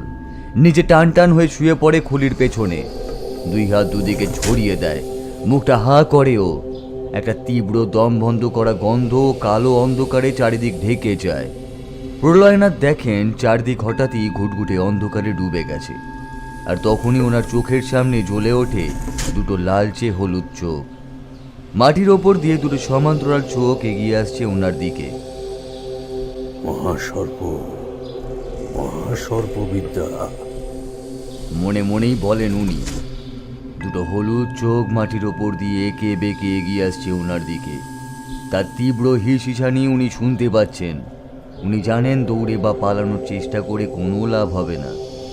ধীরে ধীরে সেই মহাসর্প এগিয়ে আসলো। উনি টের পাচ্ছেন বরফ শীতল মাংসপেশির স্পর্শ। আস্তে আস্তে সেই মাংসপেশি ওনার গোড়ালি বেয়ে ওপরে উঠছে। ক্রমে ক্রমে ওনার হাঁটু কোমর বেয়ে ওনাকে ধীরে ধীরে পেঁচিয়ে ধরছে এই মহাসর্প। শেষে একদম ওনার মুখের সামনে এসে স্থির হলো এই সাপ। ওনার চোখের সামনে জল করছে তার দুই দৃষ্টি। তার লগলগে জীব যেন একটু ছুঁয়ে দিয়ে গেল ওনার চোখ মুখ। প্রলয়নাথ স্থির অচঞ্চল হয়ে দাঁড়িয়ে আছেন তার সামনে। উনি টের পাচ্ছেন এই মহাসর্প তাকে পিষে ফেলতে চাইছে তার মৃত্যু আলিঙ্গনে। এইবার নিজের দুই হাত খুব সহজেই বের করে আনলেন উনি। ডান হাতের মুঠিতে টিপে ধরলেন এই মহাসর্পের মাথা। বাম হাতে তার শরীর ধরে একটু একটু করে মোচড়াতে শুরু করলেন। সঙ্গে সঙ্গে তীব্র ছটপটানি শুরু হলো তার মধ্যে। সে যতই শক্তিশালী হোক না কেন, প্রলয়নাথ নিজের শরীরে যে মন্ত্রবন্ধন করেছেন তাতে কোনো কিছুই তার কোনো ক্ষতি করতে পারবে না। ডান হাতে সাপের মাথা টিপে ধরে বাম হাতে তার শরীর ধরে মোচড়াতে শুরু করলেন। সে আপ্রাণ চেষ্টা করছে নিজেকে ছাড়িয়ে নেওয়ার জন্য। উনি জানেন এই মহাসর্পকে কিছুক্ষণের জন্য হলেও স্থূল শরীর ধারণ করতেই হবে, আর একবার সেই স্থূল শরীরকে ধ্বংস করে ফেললেই তার আর কোনো অস্তিত্বই থাকবে না। এবারে দুই হাত নিয়ে মোচড়াতে শুরু করলেন। চরম হিসিসিনিতে চারিদিক কাঁপছে। সাপটা আপ্রাণ চেষ্টা করছে ওনার হাত থেকে নিজেকে ছাড়ানোর, কিন্তু প্রলয়নাথের দেহে স্বয়ং যেন রুদ্রদেব আবির্ভূত হয়েছেন। জোরে একটা টান দিলেন উনি। মুহূর্তের মধ্যেই সাপের দেহ থেকে মাথা বিচ্ছিন্ন হয়ে গেল। অবহেলা ভরে তার মাথা ও শরীর দুটোই দূরে ছুঁড়ে ফেললেন উনি। নিজের চোখকে বিশ্বাস করতে পারছিল না কাজল। একে দুর্বল ভেবেছিল সে, এখন দেখছে এও কিছু কম যায় না তার থেকে। এভাবে যে মহাসর্পকে শেষ করে ফেলবে সেটা সে কল্পনাও করতে পারেনি। যাই হোক, মহাশত্রুর জন্য মহা অস্ত্র প্রয়োগ করবে ও। কাজল এবারে ওর সদ্যলব্ধ ক্ষমতা দেখাবে।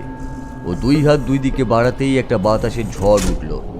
কাজল টের পাচ্ছে ওর শরীর থেকে একটু একটু করে একটা বড় কালো ছায়া যেন শূন্যে উঠছে। সেই ছায়াধারী এক পিশাচ, যার পিঠের দুই ডানা দুদিকে ছড়িয়ে পড়ছে, যার মুখের তীক্ষ্ণ ধারালো দাঁত বেরিয়ে আছে শিকারের প্রত্যাশায়। প্রলয়নাথ অচঞ্চল হয়েই দাঁড়িয়ে আছেন। চারিদিক কাঁপিয়ে ওনার দিকে উড়ে আসছে ধুলোবালি, গাছের ডালপালা, শুকনো পাতা। উনি এক বিন্দুও নড়ছেন না নিজের জায়গা থেকে। চোখ বন্ধ করলেন উনি। বাতাসে ওনার লম্বা চুল উঠছে। ওনার ডান হাতের মুঠি দৃঢ় হলো। বাতাস যেন ওনাকে ছিটকে ফেলতে চাইছে মাটিতে। উনি তীব্র চেষ্টা করছেন মনোসংযোগ করার। নিজের সমস্ত ক্ষমতাকে দুই চোখের মাঝখানে কেন্দ্রীভূত করতে চাইছেন। দুই পায়ের বুড়ো আঙুল দিয়ে মাটি চেপে দাঁড়িয়ে আছেন তিনি। বেশ টের পাচ্ছেন একটা কালো ছায়া যেন ওনাকে স্পর্শ করছে। ধারালো নখ যেন ছিঁড়ে খুঁড়ে ফেলতে চাইছে ওনার বুক। ওনার মুখের ওপর একটা মুখের উপস্থিতি টের পাচ্ছেন তিনি। চোখ খুললেন উনি। ওনার দুই চোখের মণিতে জ্বলে উঠল আগুন। ওনার সমস্ত দেহের উত্তাপ হঠাৎই অনেক গুণ বেড়ে গেছে। দাঁড়িয়ে আছেন প্রলয়নাথ, আর ওনার সামনেই শূন্যে ভাসছে ব্যারন সামেদি।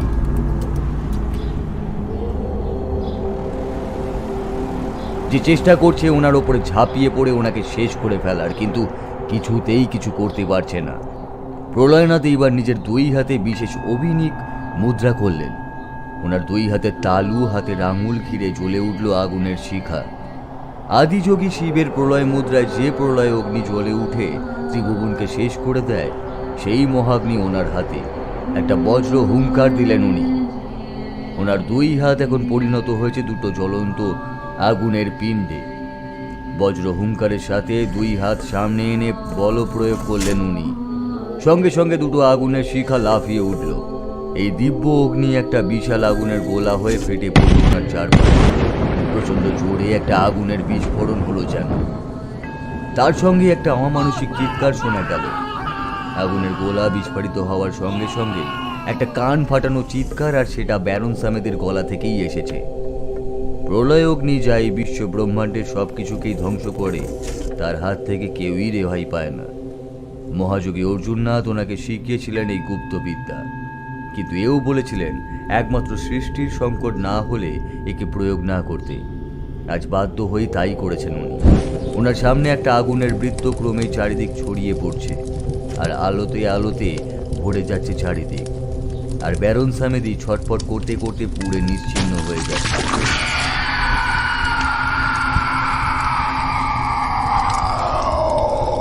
নিজের চোখকে বিশ্বাস করতে পারছে না কাজল। এ কি দেখলো সে? যাকে ও সাধারণ ও দুর্বল ভেবেছিল সে তো মহাশক্তিমান, এমনকি ওর থেকেও শক্তিশালী হয়তো। প্রলয়নাথ এবারে এগিয়ে আসছেন ওর দিকে। ওনাকে ঘিরে একটা তীব্র আগুনের বলয়। ওনার সমস্ত শরীর যেন আগুনে জ্বলছে। ওনার দুই চোখের মণিতে জ্বলছে মহাগ্নি। উনি হেঁটে এগিয়ে আসছেন ওর দিকে। এক মুহূর্ত ভাবে কাজল, ব্যারন সামেদি শেষ হয়েছে তো কি, ওর মধ্যে অর্জিত ক্ষমতা এখনো আছে, আর ও এবারে নিজের সেই শক্তি প্রয়োগ করবে, নিজের মহাশক্তি। একটানে নিজের আলখাল্লা খুলে ফেললো। মাথা টুপি ছুঁড়ে ফেলে দেয়। থমকে যান প্রলয়নাথ। এ কি দেখছেন উনি?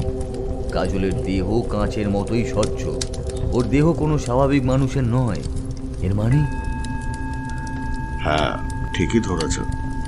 অনেক আগেই নিজের দেহ আত্মাকে অন্ধকারের কাছে উৎসর্গ করেছি আমি। আমার কোনো প্রাণ নেই, শুধু শয়তান চালিত মানুষের দেহধারী একটা আত্মা আমি। থমকে যান উনি। একে তো বিনাশ করা সম্ভব নয়। এর তো কোনো শরীরই নেই। কাজল থেমে নেই। নিজের শেষ মহাবিদ্যা প্রয়োগ করবে সে। তারই প্রস্তুতি নেয়। ও জানে এই বিদ্যার প্রয়োগে ও বাঁচবে না, কিন্তু ওর শত্রুকে ও ধ্বংস করেই ছাড়বে।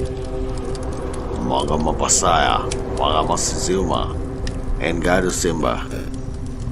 শেষের কথাটা উচ্চারণ করার সঙ্গে সঙ্গে এক টানে নিজের দেহ মাঝখান থেকে এক টান দিয়ে চিড়ে ফেলে কাজল।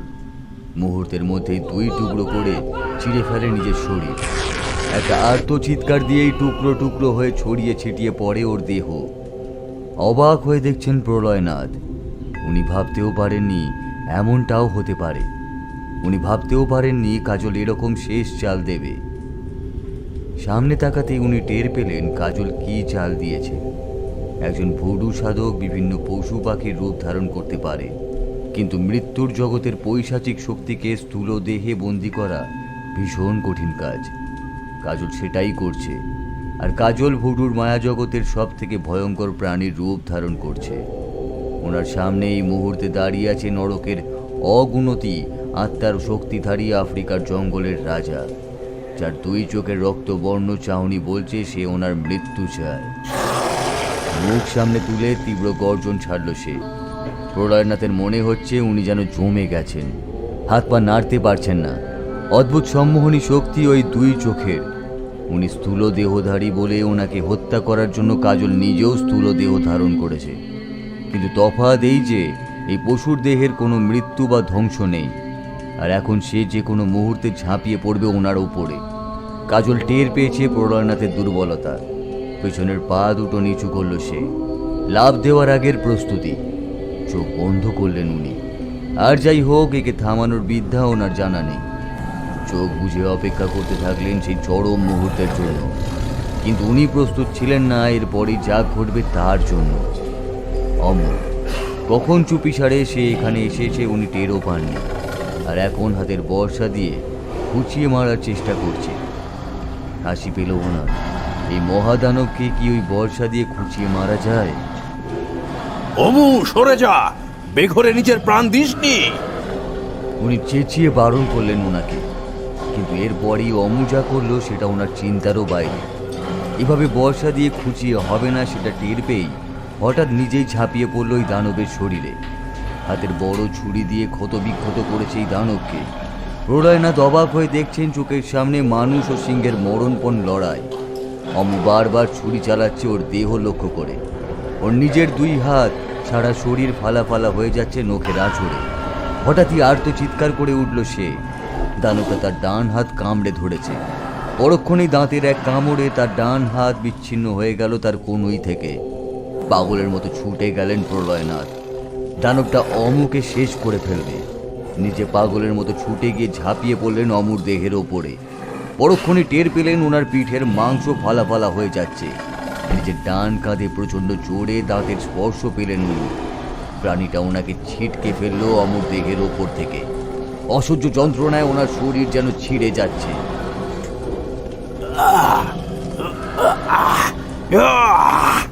যা থাকে কপালে।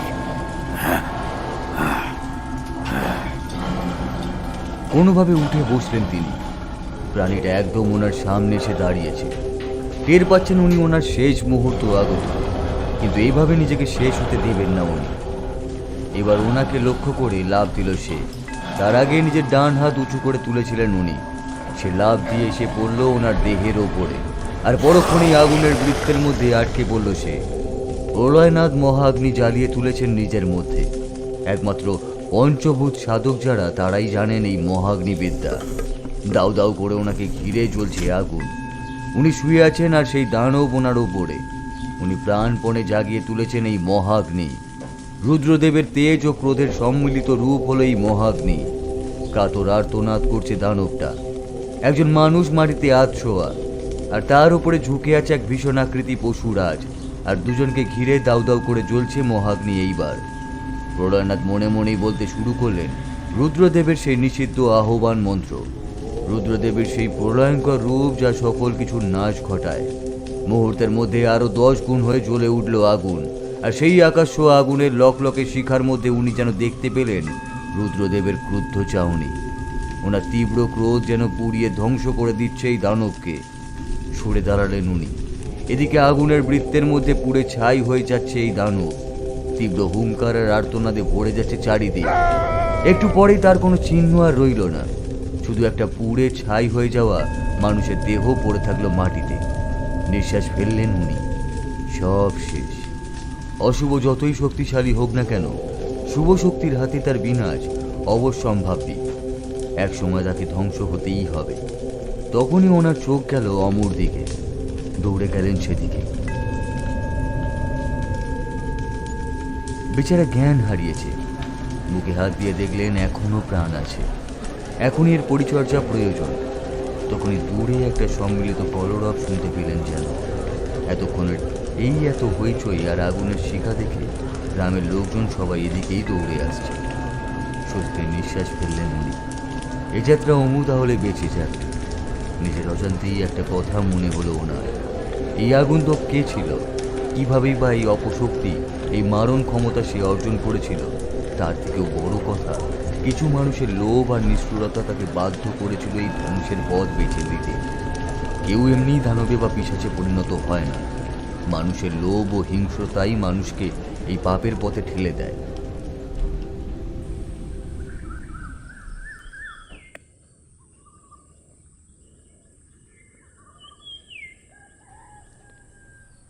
এরপরে 3 মাস কেটে গেছে। অমু সুস্থ হয়েছে, কিন্তু নিজের কনুই থেকে ডান হাত খুইয়েছে। প্রলয়নাথ কিছুদিন হলো গেছেন তার গুরু অর্জুননাথের সাথে দেখা করতে। শুধু এখান থেকে একটু দূরে এক ভাঙা বাড়িতে নির্জন দুপুরে এক কিশোর এখনো ভাবে ওর কাজলদা ফিরে আসবে। দুপুরবেলা এখনো বিলু মনে মনে বলে ওঠে, কাজলদা, আমি জানি তুমি ফিরে আসবে আমার কাছে। তুমি ফিরে আসবে তো কাজলদা? নাকি তুমিও বাবার মতোই? না না, এটা হতে পারে না কাজলদা।